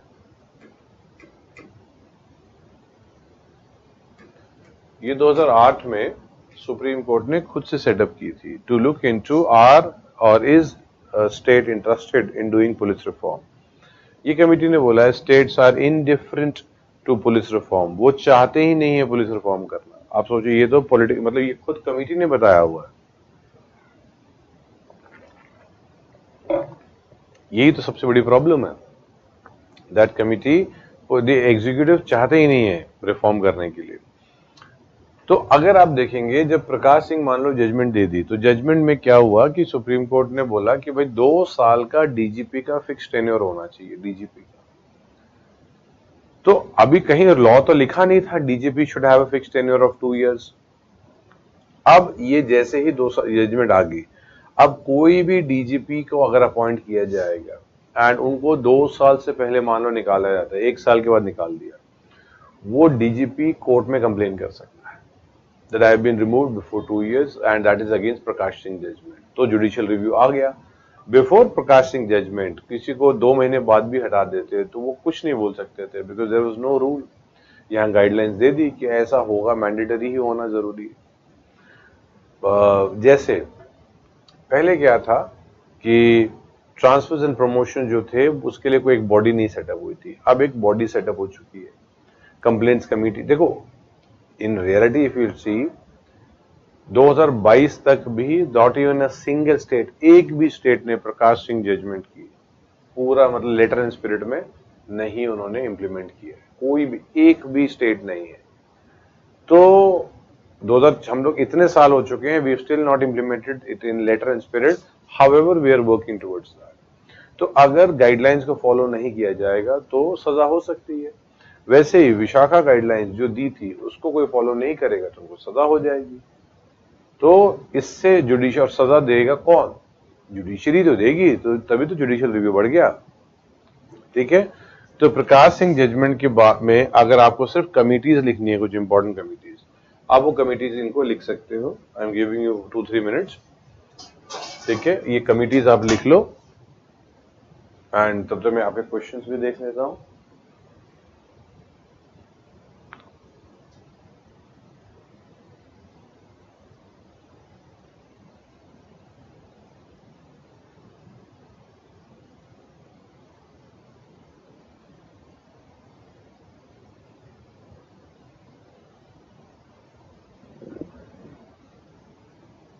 तो मतलब माइंड से प्रकाश सिंह ने कोशिश किया था, बट कमिटीज है जूलियो रिबेरो कमेटी। बेटा देखो, जूलियो रिबेरो पद्मनाभिया कमेटी, अगर इतना आपको याद है तो ये काफी हो जाता है आपके लिए कि आप बता सको कि ये कमिटीज पुलिस रिफॉर्म के लिए थी। हाउएवर सोली सोराबजी कमेटी 2005 की आई हुई है। सोली सोराबजी कमेटी, सोली सोराबजी थे हमारे अटॉर्नी जनरल थे। ठीक है, eight the time of article 76 will have a discussion कि क्या होते हैं अटॉर्नी जनरल। एंड पीएडीसी जो लिखा है उसका मतलब है police act drafting committee, police act drafting committee. ठीक है, तो पीएडीसी जो लिखा है that is police act drafting committee. ये है 2005 की। सोली सोराबजी कमेटी का ऑफिशियल नाम था police act drafting committee. And ये इसी कमेटी ने हमें मॉडल पुलिस एक्ट दिया हुआ है। एमपीए जो है वो है मॉडल पुलिस एक्ट, ये 2006 का है मॉडल पुलिस एक्ट। ठीक है, एंड बाद में क्या हुआ, प्रकाश सिंह जजमेंट 2006 की है, 2006 की। मतलब ये सब जुडिशियल रिव्यू में सारे जजमेंट्स नहीं लिखने हैं बेटा, ये मतलब ये सब कमिटीज नहीं लिखनी है आपको, ये सिर्फ आपको प्रकाश सिंह के कॉन्टेक्स्ट में मैं आपको समझा रहा हूँ whole story. So police reform के टाइम पे we are not going to have the whole discussion कि क्या कॉन्टेक्स्ट है, we are just going to write Prakash Singh judgment, सिर्फ प्रकाश सिंह जजमेंट हम लिखेंगे। केटी थॉमस कमेटी जो थी सुप्रीम कोर्ट ने खुद सेटअप की थी टू सी कि मेरी जो जजमेंट 2006 में दी है आर स्टेट्स फॉलोइंग दैट, या तो मैंने जजमेंट दी है कोई फॉलो नहीं कर रहा है, उस कॉन्टेक्स्ट में केटी थॉमस जो कमेटी थी वो थी। ठीक है ना, और क्या क्वेश्चन है सर? इमरजेंसी में जुडिशियल रिव्यू था, जुडिशियल बेटा इमरजेंसी अभी आएगा तो इमरजेंसी को हम देखते हैं। हाउएवर बिहेवियर ऑफ जुडिशरी अभी हमें समझ में आएगा कि जुडिशरी कब, जुडिशरी ने कैसे बिहेव किया है, ये अभी हम थोड़ी देर में इसका समझ जाएंगे। ठीक है, तो आपने जो 3 केसेस लिखे हैं दैट इज एसआरओ में विशाखा गाइडलाइंस, प्रकाश सिंह मैं आपको समझा चुका हूं, हमने थोड़ा सा लिखा भी है। However main judgment police reform में लिखी गई। अगर हम बात करें Vishakha guideline that I have explain to you, that's part of social issue. SRO में इमरजेंसी में हम कर लेंगे। ऐसी 2-3 लाइनें और आप में 4-5 लाइनें छोड़ेंगे so that we write more cases. After that, उसके बाद 2-4 मतलब लाइन छोड़ने के बाद, गैप के बाद लिखिए आप, मतलब 4-5 लाइन के बाद लिखिएगा, today the scope of judicial review, today the scope of judicial review is very wide. Today the scope of judicial review is very wide through the tools TWLS tools like, पहला point लिखिए, basic structure doctrine. First point is basic structure doctrine. Second point लिखिए natural justice.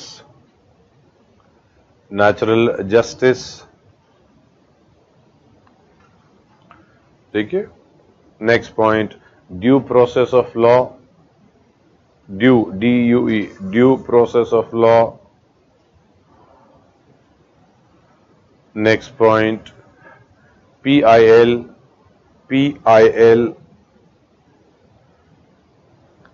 Next point special leave petition, special leave leave petition. ठीक है. Due process of law, natural justice, ये आगे FR का time पे discuss होगा. Natural justice क्या है, ड्यू प्रोसेस ऑफ लॉ क्या है, ये 21 के कॉन्टेक्स्ट में due process of law discuss होगा. PIL मैं आपको अभी समझाऊंगा जब हम जुडिशियल एक्टिविज्म के कॉन्टेक्स्ट में अभी करेंगे. ठीक है. तो एक अलग सा हेडिंग लिखिए. अब हमने जुडिशियल रिव्यू को खत्म कर दिया है एंड एक अलग सा टॉपिक लिखिए, जुडिशियल एक्टिविज्म. ठीक है. टॉपिक है जुडिशियल एक्टिविज्म. हेडिंग है जुडिशियल एक्टिविज्म.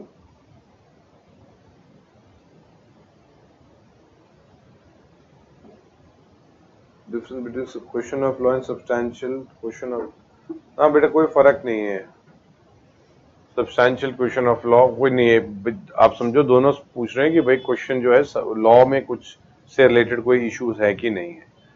ठीक है. ये कॉन्टेक्स्ट जब आप देखेंगे तो ज्यादा बेटर क्लियर होगा कि क्वेश्चन ऑफ लॉ या सब्सटैंशियल क्वेश्चन ऑफ लॉ फर्क नहीं है बेटा. एग्जाम में कॉन्टेक्स्ट इन चीजों में सिंपल है, नॉर्मल चीज है. देखो क्या होता है, जब हम एथिकली अगर हम बोलेंगे ये टर्म, कोई भी टर्म, वैल्यूज बोलेंगे, ये GS में इनका इंटरप्रिटेशन डिफरेंट आएगा. एक नॉर्मल सुपरफिशियल ऊपर तरीके से लिया जाएगा. वही if you talk about paper 4 that's ethics, उसमें बहुत डीपर जाएगा, पूरा बाल की खाल निकाली जाएगी. एग्जैक्टली. तो ओवरऑल कॉन्टेक्स्ट क्या है कि पेपर कौन सा है एंड लॉ में है नहीं. Basically substantial question of law basic है कि कोई इशू जो है, कोई ऐसा तो नहीं है कि कोई इशू लॉज में कोई इशू है. और स्टेटमेंट आप बताएंगे तो I would be able to tell you much better कि एग्जैक्टली मतलब क्या है. ठीक है. हाँ, is judicial review applicable, 9 schedule कम आ रहे हैं बेटा, इस कॉन्टेक्स्ट में आ रहे हैं हम लोग. ठीक है. तो जुडिशियल एक्टिविज्म का जो पॉइंट है अभी इसमें जुडिशियल रिव्यू का है, 9 शेड्यूल का पार्ट इसमें ही आ जाएगा. नाउ क्या सीन था कि जुडिशियल एक्टिविज्म हेडिंग है, सब हेडिंग लिखिए एवोल्यूशनरी व्यू. सब हेडिंग लिखिए evolutionary view. Evolutionary view.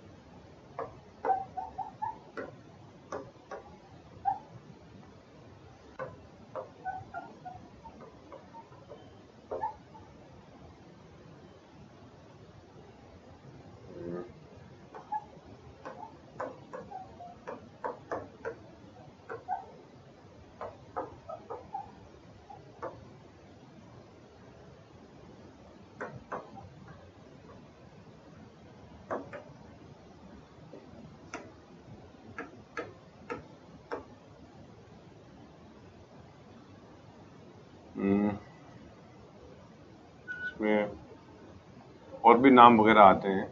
However, इसमें अगर आप देखेंगे तो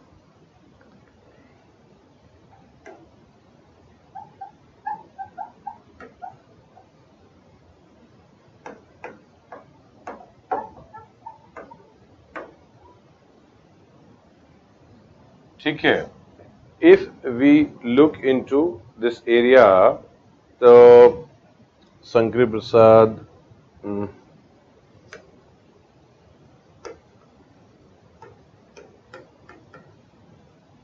अच्छा, शंकरी तो लिखा हुआ है, राइट? शंकरी तो भी रिटन, ठीक है।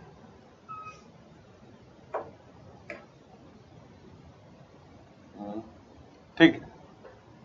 नाउ देखो क्या सीन था कि ओवरऑल इन द स्टार्टिंग, शुरुआत की बात है, पोस्ट इंडिपेंडेंस क्या हुआ। पोस्ट इंडिपेंडेंस एक तो ये लड़ाई हो रही थी जुडिशरी और एग्जीक्यूटिव के बीच में।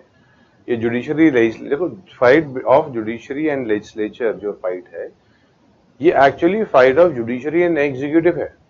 रियल में अगर देखा जाए तो ये फाइट एग्जीक्यूटिव एंड जुडिशरी होती है, क्योंकि एग्जीक्यूटिव ही तो है जो लेजिस्लेचर में ज्यादा बैठ पाते हैं, जिनका मतलब नंबर ज्यादा होगा। तो पॉइंट क्या है, अभी देखो जुडिशरी लेजिस्लेचर की, जुडिशरी एग्जीक्यूटिव लड़ाई और बढ़ेगी, क्योंकि जो जजेस, जिस जज को अभी बोला गया था कलीजियम ने कि ये जज को आप सुप्रीम कोर्ट के जज या हाई कोर्ट के जज बनाया जाए, तो अभी सुप्रीम कोर्ट ने रिलीज किया है कि गवर्नमेंट ने क्या आर्ग्यूमेंट दी हुई है। गवर्नमेंट ने आर्ग्यूमेंट दी है कि भाई ये एलजीबीटी है, किसी का ओरिएंटेशन एलजीबीटी का ओरिएंटेशन है, या उनका उनकी मतलब ओरिएंटेशन के ऊपर क्वेश्चन आया हुआ है, या फिर उन्होंने जो प्रधानमंत्री के खिलाफ कोई स्टेटमेंट या कोई ट्वीट किया होगा, समथिंग ऑन सिमिलर लाइन। तो पॉइंट क्या है कि भाई इंडिविजुअल एग्जीक्यूटिव की कोई अगेंस्ट है, इसका मतलब थोड़ी है कि वो कॉन्स्टिट्यूशन के अगेंस्ट है। तो अब इशू ये और बढ़ेगा, लड़ाई तो बढ़ती रहेगी, एन अपॉइंटमेंट न्यूज, ये इशू आएगा ही आएगा। शुरुआत में क्या हुआ, पोस्ट इंडिपेंडेंस देयर वाज क्या कहते हैं, लड़ाई चल रही थी, बहुत हेवी नहीं, हाउएवर लड़ाई थी। ये थी कि देखो क्या था, legislature wanted to do social reforms, इनको सोशल रिफॉर्म करना था। सोशल रिफॉर्म करने के लिए one of the important area is, अगर आपको करना है तो you have to start with property, because not everybody had control over property. So reforms किए गए प्रॉपर्टी के कॉन्टेक्स्ट में by law.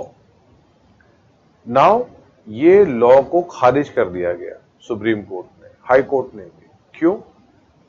Because fundamental right to property भी था उस टाइम पे, अभी नहीं है। So legislature wanted to do social reform, however judiciary was nullifying the judiciaries, executives और basically legislatures जो ये laws जो बने हैं, तो आपस में लड़ाई चल रही थी। लेजिस्लेचर बोलता है मैं सुप्रीम हूं, मैं कुछ भी लॉ बना सकता हूं, मैंने संविधान बनाया हुआ है। एग्जीक्यूटिव बोलती है कि मेरे नाम, मतलब जुडिशरी बोलती है कि मेरे नाम के आगे सुप्रीम लिखा है, आई एम सुप्रीम कोर्ट, तो मेरे आपके आगे सुप्रीम नहीं यूज है, तो मैं सुप्रीम हूं। मतलब ऐसी आर्ग्यूमेंट चलती थी। हाउएवर ओवरऑल हार्मोनियस रिलेशन था, बट दोनों में इस लैंड लोन के, ये लैंड जो के कॉन्टेक्स्ट में है, इनके कॉन्टेक्स्ट में लड़ाई होती रहती थी। Now when we look into the area of when, इसके बाद जो फाइट होती है, ये क्या था कि फ्रस्ट्रेशन बढ़ती रही एग्जीक्यूटिव्स की, that why are you frustrating us, because we want to do reforms. So 9th schedule was brought in. ठीक है, I've told you all the schedules will have to look once, क्या क्या है उसमें, deeper we would go whenever wherever it is required. Not all schedules we are supposed to go inside in terms of in the class, however overall you will still have the look. Now 9th schedule में क्या किया, 9th schedule को बनाया कि you cannot check, means judiciary cannot check laws which are put in 9th schedule। मतलब judicial review के ambit को हटा दिया 9th schedule के में जो भी लॉज डलेंगे, तो एंड ऑल लैंड रिफॉर्म्स इसमें डाल दिए, सारे लैंड रिफॉर्म्स डाल दिए इसमें। अब judiciary could not look into that. तो पहले तो ये बात है कि जुडिशरी क्या ये सब काम कर सकता है, कि मतलब can they look into this or not look into this, can legislature make something like this or can not make something like this. So judiciary said Legislature has two types of power. One is constitutional, मतलब constitutional amendment power. One is normal law making power. So normal law making power is ordinary law making power. Constitutional amendment is extraordinary law making power. So Supreme Court said we can check ordinary law making power. However, extraordinary power, that is constitutional amendment, हम नहीं check कर सकते. Now this gives absolute primacy to legislature. एकदम से वो powerful बन गए क्योंकि constitutional amendment करके वो कुछ भी कर सकते हैं. Supreme Court said they can change anything and everything in the constitution by constitutional amendment. हम कुछ नहीं कर सकते. हम जो भी संविधान बनाए उसको चेक कर सकते हैं एंड जो संविधान जैसा पार्लियामेंट बनाएगी we'll check that. तो this gave absolute primacy to the legislature and this means executive के पास एक unparalleled power आ गई. ये कंटिन्यू होता रहा. However, जब गोलकनाथ केस आया 1967 में, तो Golaknath case said ordinary power और extraordinary power ये दोनों law making power ही है. And judiciary can go into this law making power of the or even extraordinary law making power of the legislature. मतलब constitutional amendment को भी हम check कर सकते हैं. तो अब क्या होगा कि अगर आपने if you change the constitution to this level जिससे constitution का context मतलब आपने कुछ गलत law पास कर दिया है constitutional amendment करके, तो हम उसको nullify कर सकते हैं.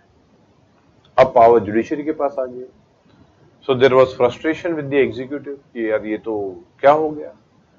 Then 24th, 25th and 29th constitutional amendment ये जो हैं ये amendments introduce हुए. क्यों? क्योंकि legislature चाहता था या executive चाहते थे कि हमारी condition जो है ये prior to गोलकनाथ case हो जाए.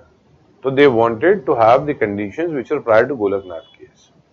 यही अमेंडमेंट्स, यही सारे अमेंडमेंट जो थे ये केशवानंद भारती केस में चैलेंज हुए थे. यही सब चैलेंज हुए थे. ठीक है. तो at least now you get the point कि केशवानंद भारती केस का बैकग्राउंड पहुंचा कैसे. राइट नाउ अब इन द बैकग्राउंड अगर आप देखेंगे तो 73 का Keshavananda Bharati case during that time emergency चल रही थी. इमरजेंसी में मीसा वाज पास्ड. ठीक है.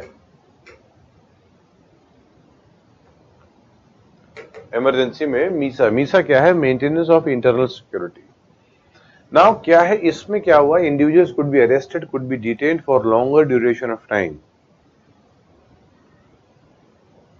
Without courts approval. मतलब लोगों को जेल में ज्यादा दिन रखा जाएगा एंड अप्रूवल भी नहीं लिया जाएगा कोर्ट से. तो ये तो गलत बात है. FIRs are being getting violated. Many people approach the court. ठीक है. And numerous high court decided in their favor. Generally जो लोग अरेस्टेड थे ना, ये लोग सारे वो थे जो पॉलिटिकल ओपोनेंट्स थे. they were not anti to India. However, they were anti to the government.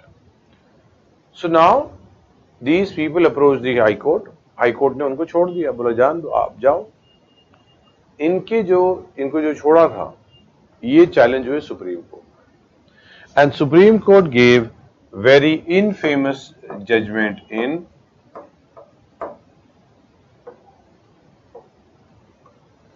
ADM Jabalpur case.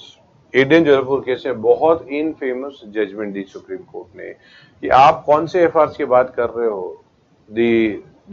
you were given the power by the government और आपके पावर्स दिए थे, कॉन्स्टिट्यूशनल पावर, एफआईआर थे आपके पास, सरकार ने वापस ले लिए हैं.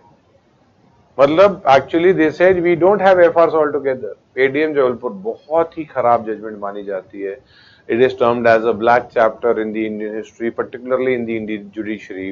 बहुत लो माना जाता है जुडिशरी का परफॉर्मेंस. इमरजेंसी में judiciary was not all performing properly, बहुत खराब परफॉर्म कर रही थी. इसीलिए तो सरकार के चैनल आप नोटिस करोगे, एन रे, जस्टिस बेग, इनका टाइम देखिए इमरजेंसी के टाइम पे आया हुआ है. एग्जीक्यूटिव ने क्या किया? सुप्रीम कोर्ट को कंट्रोल करने की कोशिश किया. इसी के लिए तो इतना खराब जजमेंट आया. हाई कोर्ट ज्यादा बेटर फंक्शन कर रहे थे क्योंकि government could not control the high court. तब तक सोचा पहले सुप्रीम कोर्ट देखते हैं, उसके बाद हाई कोर्ट तक पहुंचते हैं. ठीक है. तो it takes lot of time. you give government lot of time, so they'll have everybody. Let's say government कोशिश करती है हमेशा जुडिशरी में उनके खुद के लोग होने की, सो गवर्नमेंट उनका रेकमेंड करेगी, जैसे एक बॉम्बे हाई कोर्ट की जज हैं या मतलब एक देयर इज अ जज जिनको गवर्नमेंट ने रेकमेंड किया है, उनके ट्वीट्स अगर पढ़ते हैं तो वो तो दिन भर भाई एक पार्टी का ही दिन भर नाम लेते रहते हैं, तो ये तो हो गया कि भाई वो तो बिल्कुल पार्टी के फेवर में ही होंगे, तो ये ऐसे लोग तो नहीं चाहिए हमें, ये तो पूरा का पूरा फिर एग्जीक्यूटिव का काम ही बस एक्सेप्ट, क्योंकि जज ने जो बोला हमें मानना पड़ेगा, तो जज ने बोला ये सही है, थिन लाइन होती है, ग्रे एरिया है, उन्होंने बोल दिया तो मानना पड़ेगा। तो एडी जलपुर केस बहुत इनफेमस केस, इसको हेबिस कॉर्पस केस भी माना जाता है। हेबिस कॉर्पस क्या है ये हम आर्टिकल 32 में डिस्कस करेंगे, ठीक है। तो अब क्या हो गया कि जैसे ही इमरजेंसी खत्म हुई, बहुत थूथू हुई, मतलब जुडिशरी की बहुत ज्यादा, बहुत सारे जजेस को भी बहुत खराब लगा ये कि ऐसा नहीं होना चाहिए था, ठीक है। तो उन्होंने बोला कि now we are going to be the last resort, हम लास्ट रिजॉर्ट रहेंगे to the oppressed, bewildered, depressed, गरीबों के हम मसीहा बनेंगे। Last Supreme Court of India जो है वो सुप्रीम कोर्ट ऑफ इंडियंस बना दिया जाएगा। कोई भी गरीब आदमी मेरे को एक लेटर लिखेगा, I can convert it into petition. Judiciary बहुत रूल्स रेगुलेशंस में चलती है, बहुत ज्यादा रूल्स रेगुलेशंस, फॉर्मल ऐसे ऐसे प्रेजेंटेशन करना है, ये केस ऐसे लाना है वैसे लाना है। However judiciary said that I will protect your rights and you right me a post card, एक पोस्ट कार्ड लेटर लिख के दे दो, मैं उसको पिटीशन में कन्वर्ट कर दूंगा। एंड दस started the concept of PIL in India. मतलब PIL is a post emergency phenomena in India. PIL India में पहले नहीं था, PIL एक्चुअली कॉन्सेप्ट US का है, पोस्ट इमरजेंसी आया है, एंड जो PIL को जो इंट्रोड्यूस किया है ये जुडिशरी खुद लेके आई है। इसको सोशल एक्शन लिटिगेशन भी बोलते हैं। PIL की ब्यूटी क्या है, इसमें लोकस स्टैंडाई डाइल्यूट किया गया है। लोकस स्टैंडाई क्या होता है, अगर किसी एक पर्सन के अगेंस्ट कोई क्राइम होता है तो कोई तीसरा आदमी कंप्लेन करता है, मान लो जिसका कोई कंसर्न ही नहीं है, तो कोर्ट पूछते हैं कि आपका लोकस स्टैंडाई क्या है, आपका क्या इंटरेस्ट है इस केस से, ठीक है। Why that person who is the one who is suffering, वो क्यों नहीं है इसमें और आप क्यों हो इसमें, क्या मतलब है आपके आने का, लोकस स्टैंडाई क्या है। बट PIL में लोकल स्टैंडाई को डाइल्यूट कर दिया गया है। मतलब आप मान लो वेस्ट बंगाल में है, आप केरला में मान लो या तमिलनाडु में या गुजरात में या MP में, कहीं आप देखते हो कि बहुत सारे ट्राइबल्स हैं जिनको जंगलों से निकाला जा रहा है, या बहुत सारे ऐसे ट्राइबल्स हैं जिनके राइट्स वायलेट हो रहे हैं, बहुत ज्यादा आपने न्यूज में पढ़ा कि अरे ये तो बहुत गलत हो रहा है, और आपने PIL उनके लिए फाइल कर दी, तो आपका तो लोकस स्टैंडाई तो बनता ही नहीं है, क्योंकि आप तो ट्राइबल नहीं हो वहां पे, मतलब उस जगह के, आपको कोई फर्क नहीं पड़ रहा, आपके घर से नहीं निकाला जा रहा, आपका क्या लोकस स्टैंडाई है। अगर कोर्ट ये पूछेगा तो आपकी पिटीशन फेल हो जाएगी। However you are a public spirited person. Public spirited person मतलब आप पब्लिक का कंसर्न चाहते हैं, आपको वो देख के लगा ये गलत है और इनका कोई ना कोई प्रोटेक्टर होना चाहिए, वो कोर्ट है, बट ये लोग इतने गरीब है they can not approach the court, so आप उनके बिहाफ में आगे चले गए। जरूरी नहीं है कि उनसे पूछा है आपने, ऐसा नहीं है कि आप पूछ के, आप बिना पूछे अपना पिटीशन फाइल कर दो आप उनसे, ठीक है। तो लोकल स्टैंडाई बहुत डाइल्यूट हो जाता है। हाँ, वो बिना पूछे वो अगर कर देते हैं, बाद में वो लोग बोलते हैं हमें इनसे कोई मतलब नहीं है, कंसर्न नहीं है, वी डोंट वांट हिम, तब बात अलग हो सकती है, तब कुछ और इशू जा सकता है। However that is how PIL India में आई है, यही है बेटा public interest litigation. However we would notice mostly ये प्राइवेट इंटरेस्ट लिटिगेशन बनती हुई जा रही है, पीपल प्राइवेट मोटिव्स के लिए फाइल कर रहे हैं, पब्लिसिटी इंटरेस्ट के लिए कर रहे हैं, तो पब्लिसिटी लेने के लिए कि मैंने ये फाइल कर दिया, मैंने वो केस फाइल कर दिया। तो ओवरऑल आपको क्या रखना है इसमें कि people can file it, public purpose होना चाहिए, इंडिविजुअल पर्पस नहीं होना चाहिए। एंड इसलिए PIL के ना बहुत नेगेटिव भी आर्ग्यूमेंट्स आती हैं कि लोग अननेसेसरली फालतू की PIL फाइल कर रहे हैं। एक दो आपको मैंने कल एग्जाम्पल भी दिए हुए थे, ठीक है। तो लिखिए बेटा, इसको लिखिए, जुडिशियल एक्टिविज्म में evolutionary view,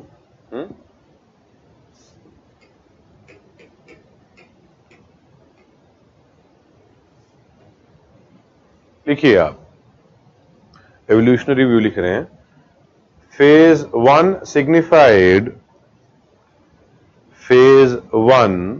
signified a struggle between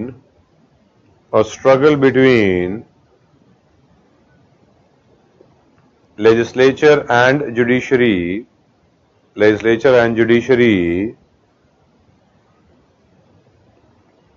to establish itself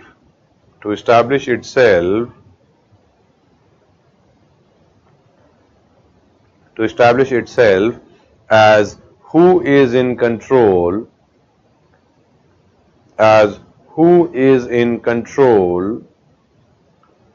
of constitution,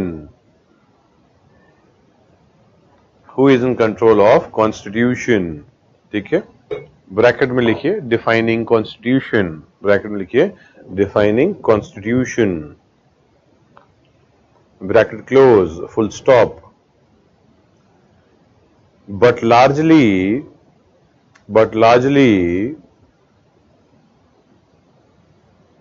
it was a harmonious operation,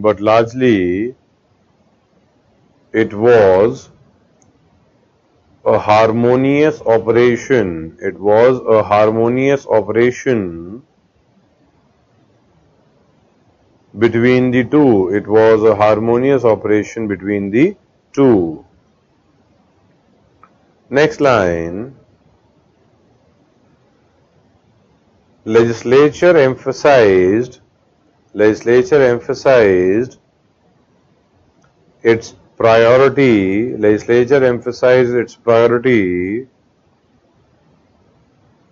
on socialistic approach,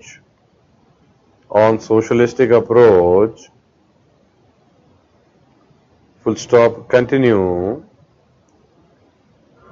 Judiciary emphasized for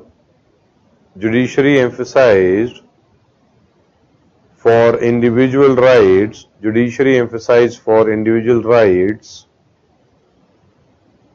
comma, especially right to property,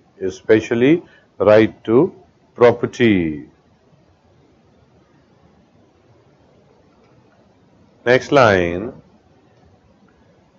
in the beginning the legislature tried to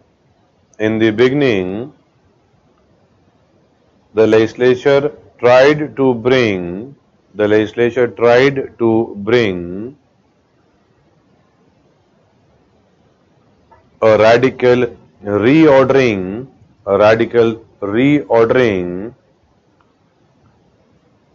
comma, rapid change in order to bring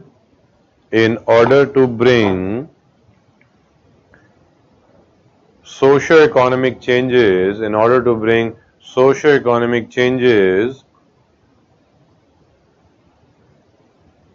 through land reforms,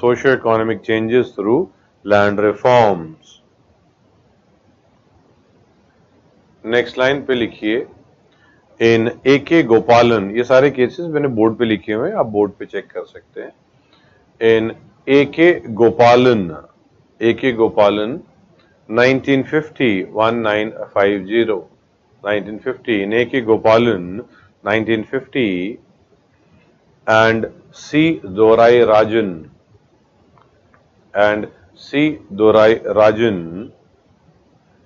1951, C. Dorai Rajan 1951, court, C-O-U-R-T, court, struck the laws, S-T-R-U-C-K, struck the laws as they were violative of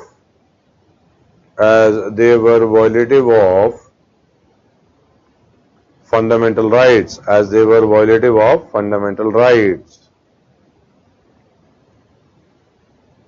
full stop, continue. Number of high courts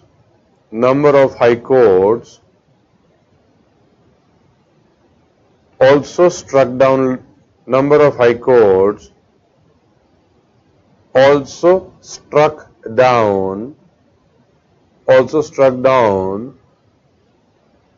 number of laws regarding agrarian reforms, agrarian,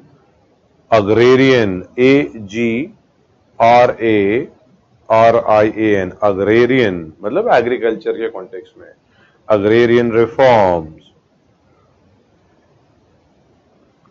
Full stop, continue. This created difficulty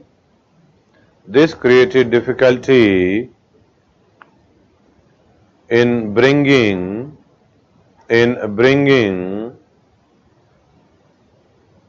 socio-economic changes. This created difficulty in bringing socio-economic changes. So legislature came up with first constitutional amendment. Legislature came up with first constitutional amendment and introduced ninth schedule.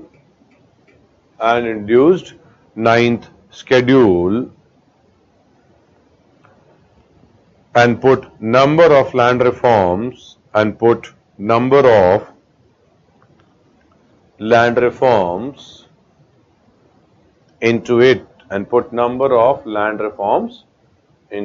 it,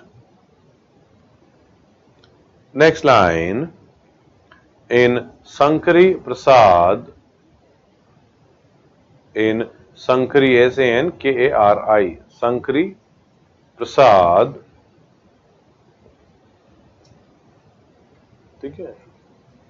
in Sankari Prasad है 1951 का, Sankari Prasad 1951 and Sajjan Singh है 1964 का, and Sajjan Singh 1964 case, the court maintained that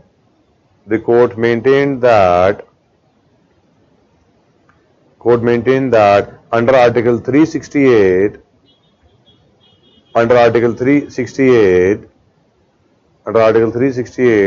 Parliament can change anything. Parliament can change anything and everything. In the Constitution. Can change anything and everything in the Constitution. Next line. In Golaknath case, ये 1967 का है. In Golaknath case, the court said that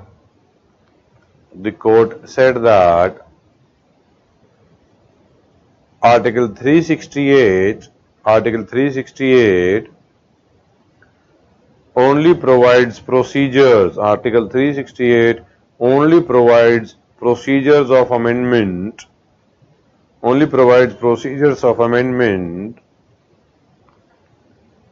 Full stop. Continue. Both types of laws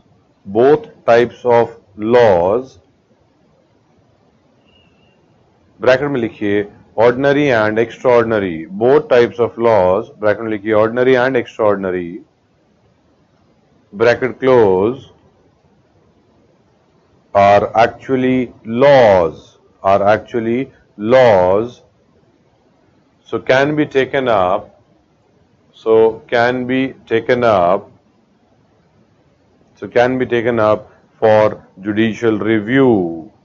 so can be taken up for judicial review. And court can struck it,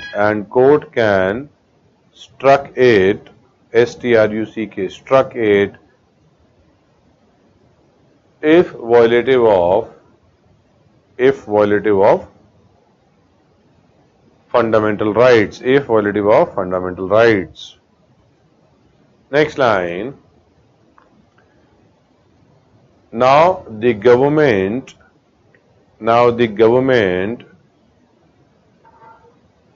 tried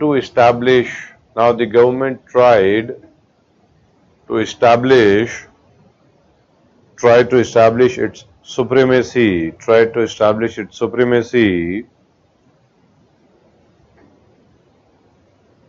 So legislature came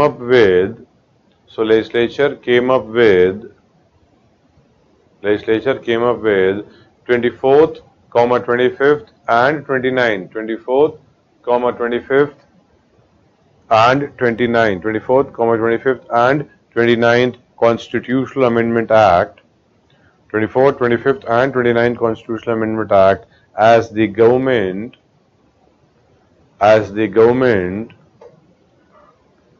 wanted conditions prior to Golaknath case, as the government wanted conditions prior to Golaknath case. Full stop. Continue. These amendments were challenged in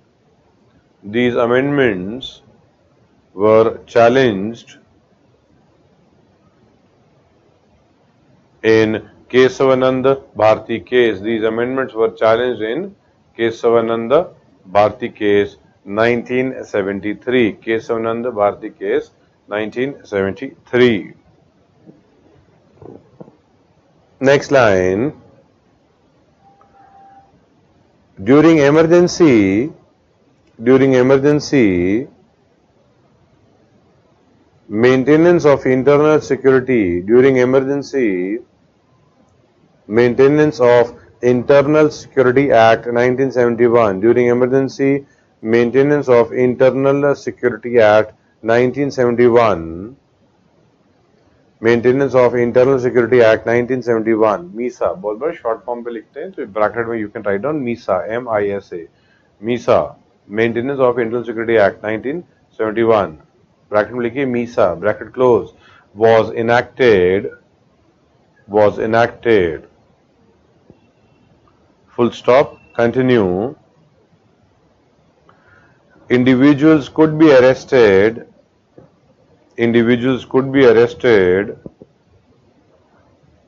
and detained. For longer duration of time. Without court's permission. Detained for longer duration of time without court's permission. Full stop. Continue. It enhanced the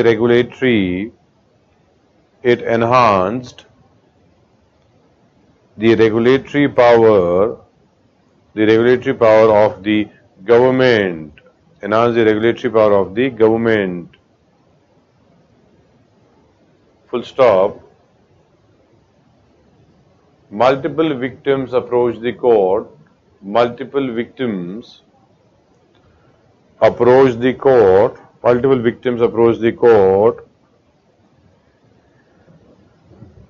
And numerous high courts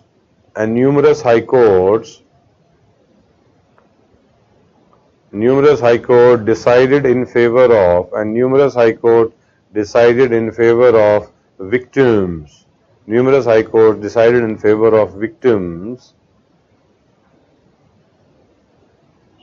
And ordered for their release.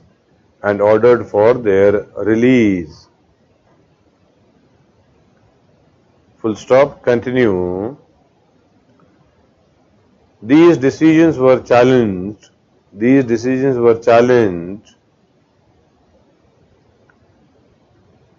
And Supreme Court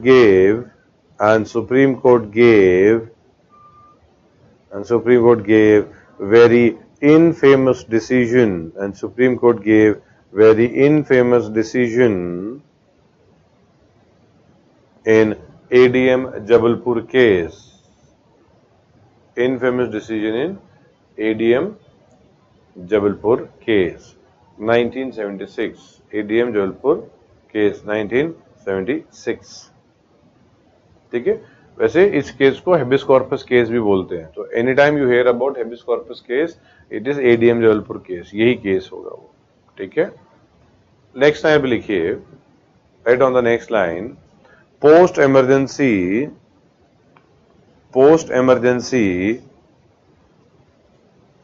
there was huge criticism.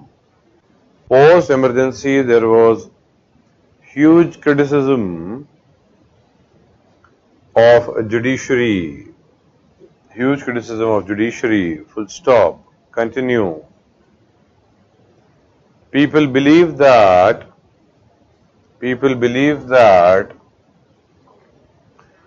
court surrendered to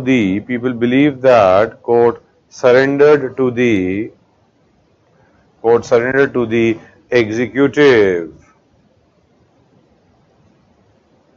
Full stop. Continue.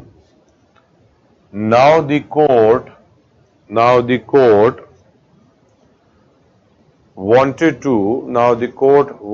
to atone, A-T-O-N-E, wanted to atone for its failure. Full stop. Continue. So number of Supreme Court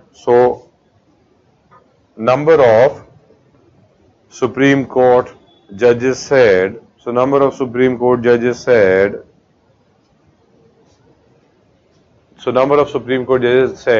that Supreme Court is going to be the last resort. Supreme Court is going to be the last resort of the oppressed,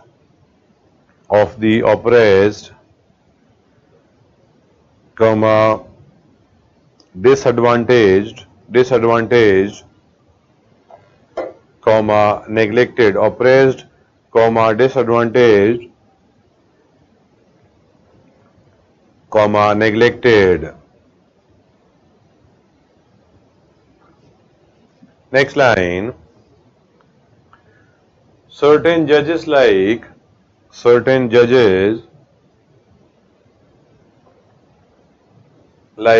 P.N. Bhagwati, Chandrachud,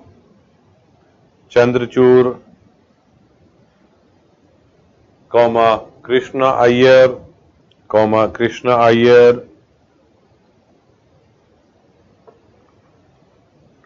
etc. developed innovative strategies to change Supreme Court of India to Supreme Court of Indians.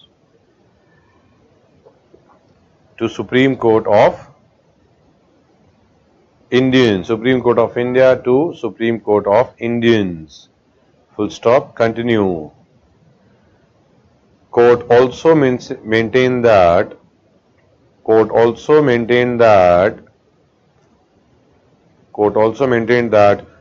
can take cases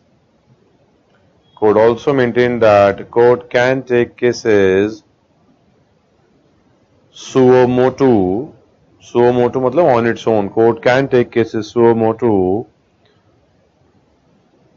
and letters written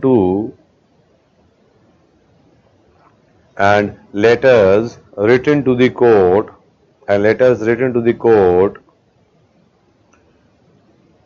could also be converted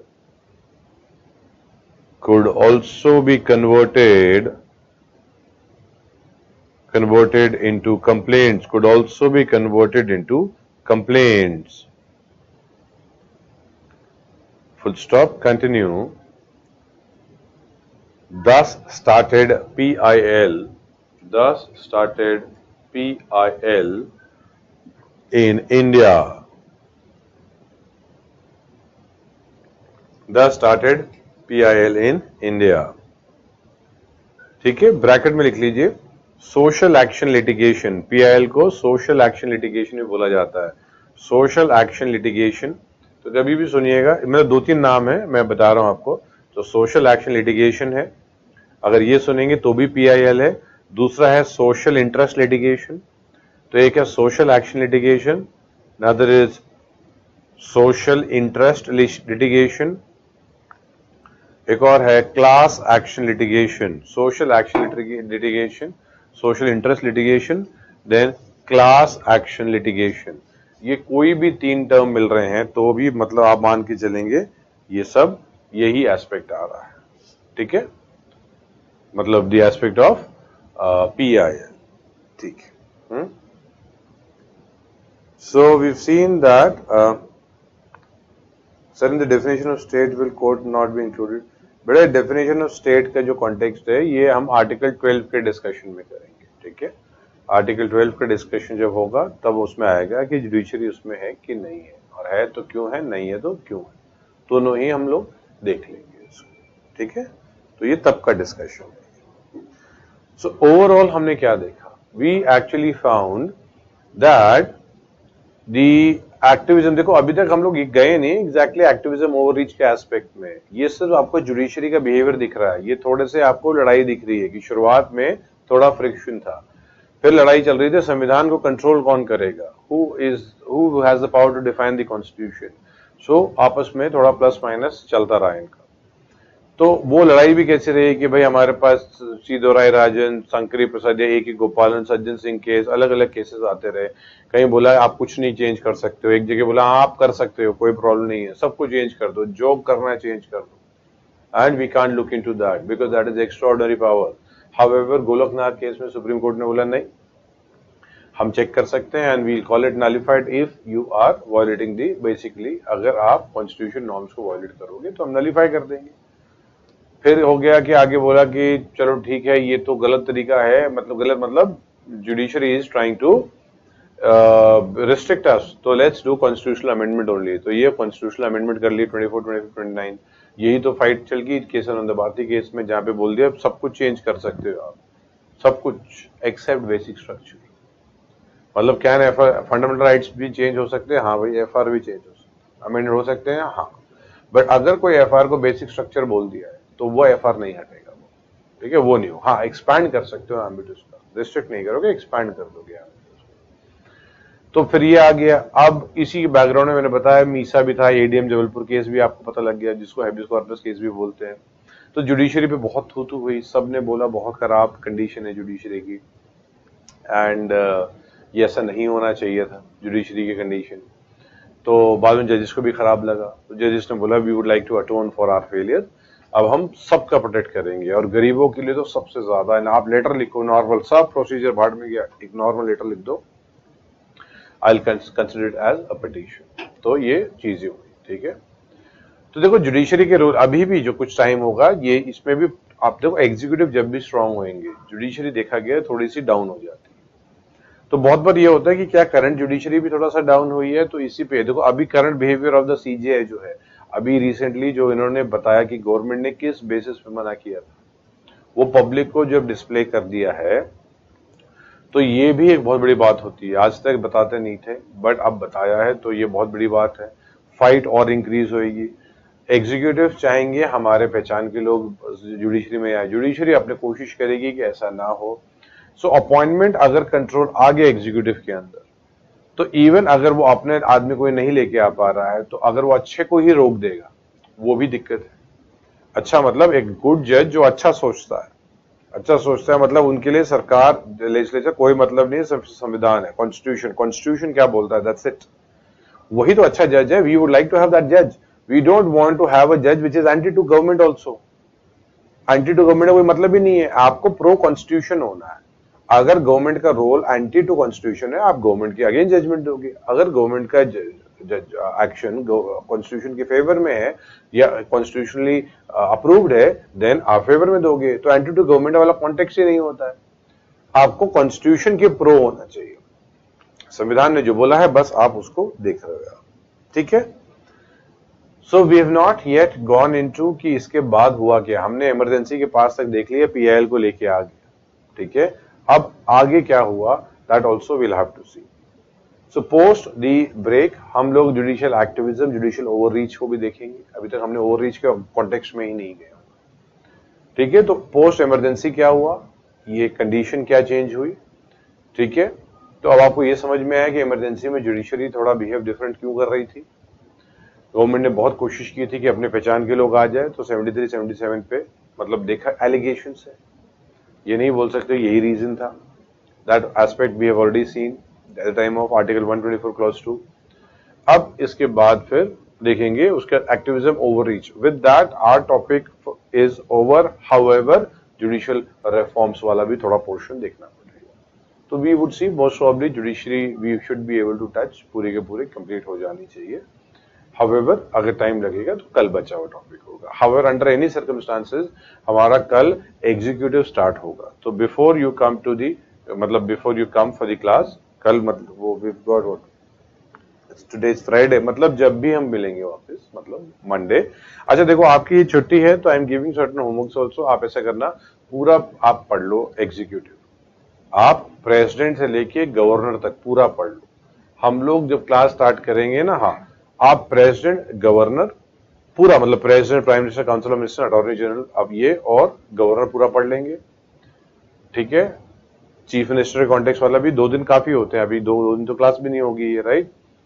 and आपको शायद 23rd को भी of है, वो भाई सुभाष चंद्र बोस जी की जयंती है इस कॉन्टेक्स्ट में भी, तो आपके 3 दिन, हाँ, तो इसको और बेटर यूज करेंगे आप, ठीक है। आप क्या करेंगे, आप पूरा का पूरा एग्जीक्यूटिव को आप अपना कंप्लीट करेंगे जितना हो सकता है बेटा। क्लास में तो हम करेंगे उसको, ठीक है। And I would like to have more questions from these domains, ठीक है। एंड गवर्नर तक का भी पूरा करेंगे। उसके बाद आप सीएम एंड ये वाला कॉन्टेक्स्ट भी देख लेंगे, सब पूरा रेप्लिका है, पीएम देख ले तो ये हो जाएगा अपने आप ही, कोई दिक्कत ही नहीं है। एंड आप इमरजेंसी भी कर लेंगे, ठीक है। वो हम लोग नेक्स्ट वीक में ये पूरा कंप्लीट हो जाएगा हमारा। तो इसी के लिए आप ये पक्का ये 3 दिन को यूज कीजिएगा। अभी ब्रेक लेते हैं, ब्रेक के बाद वील कैच अप, ठीक है बेटा, चलो।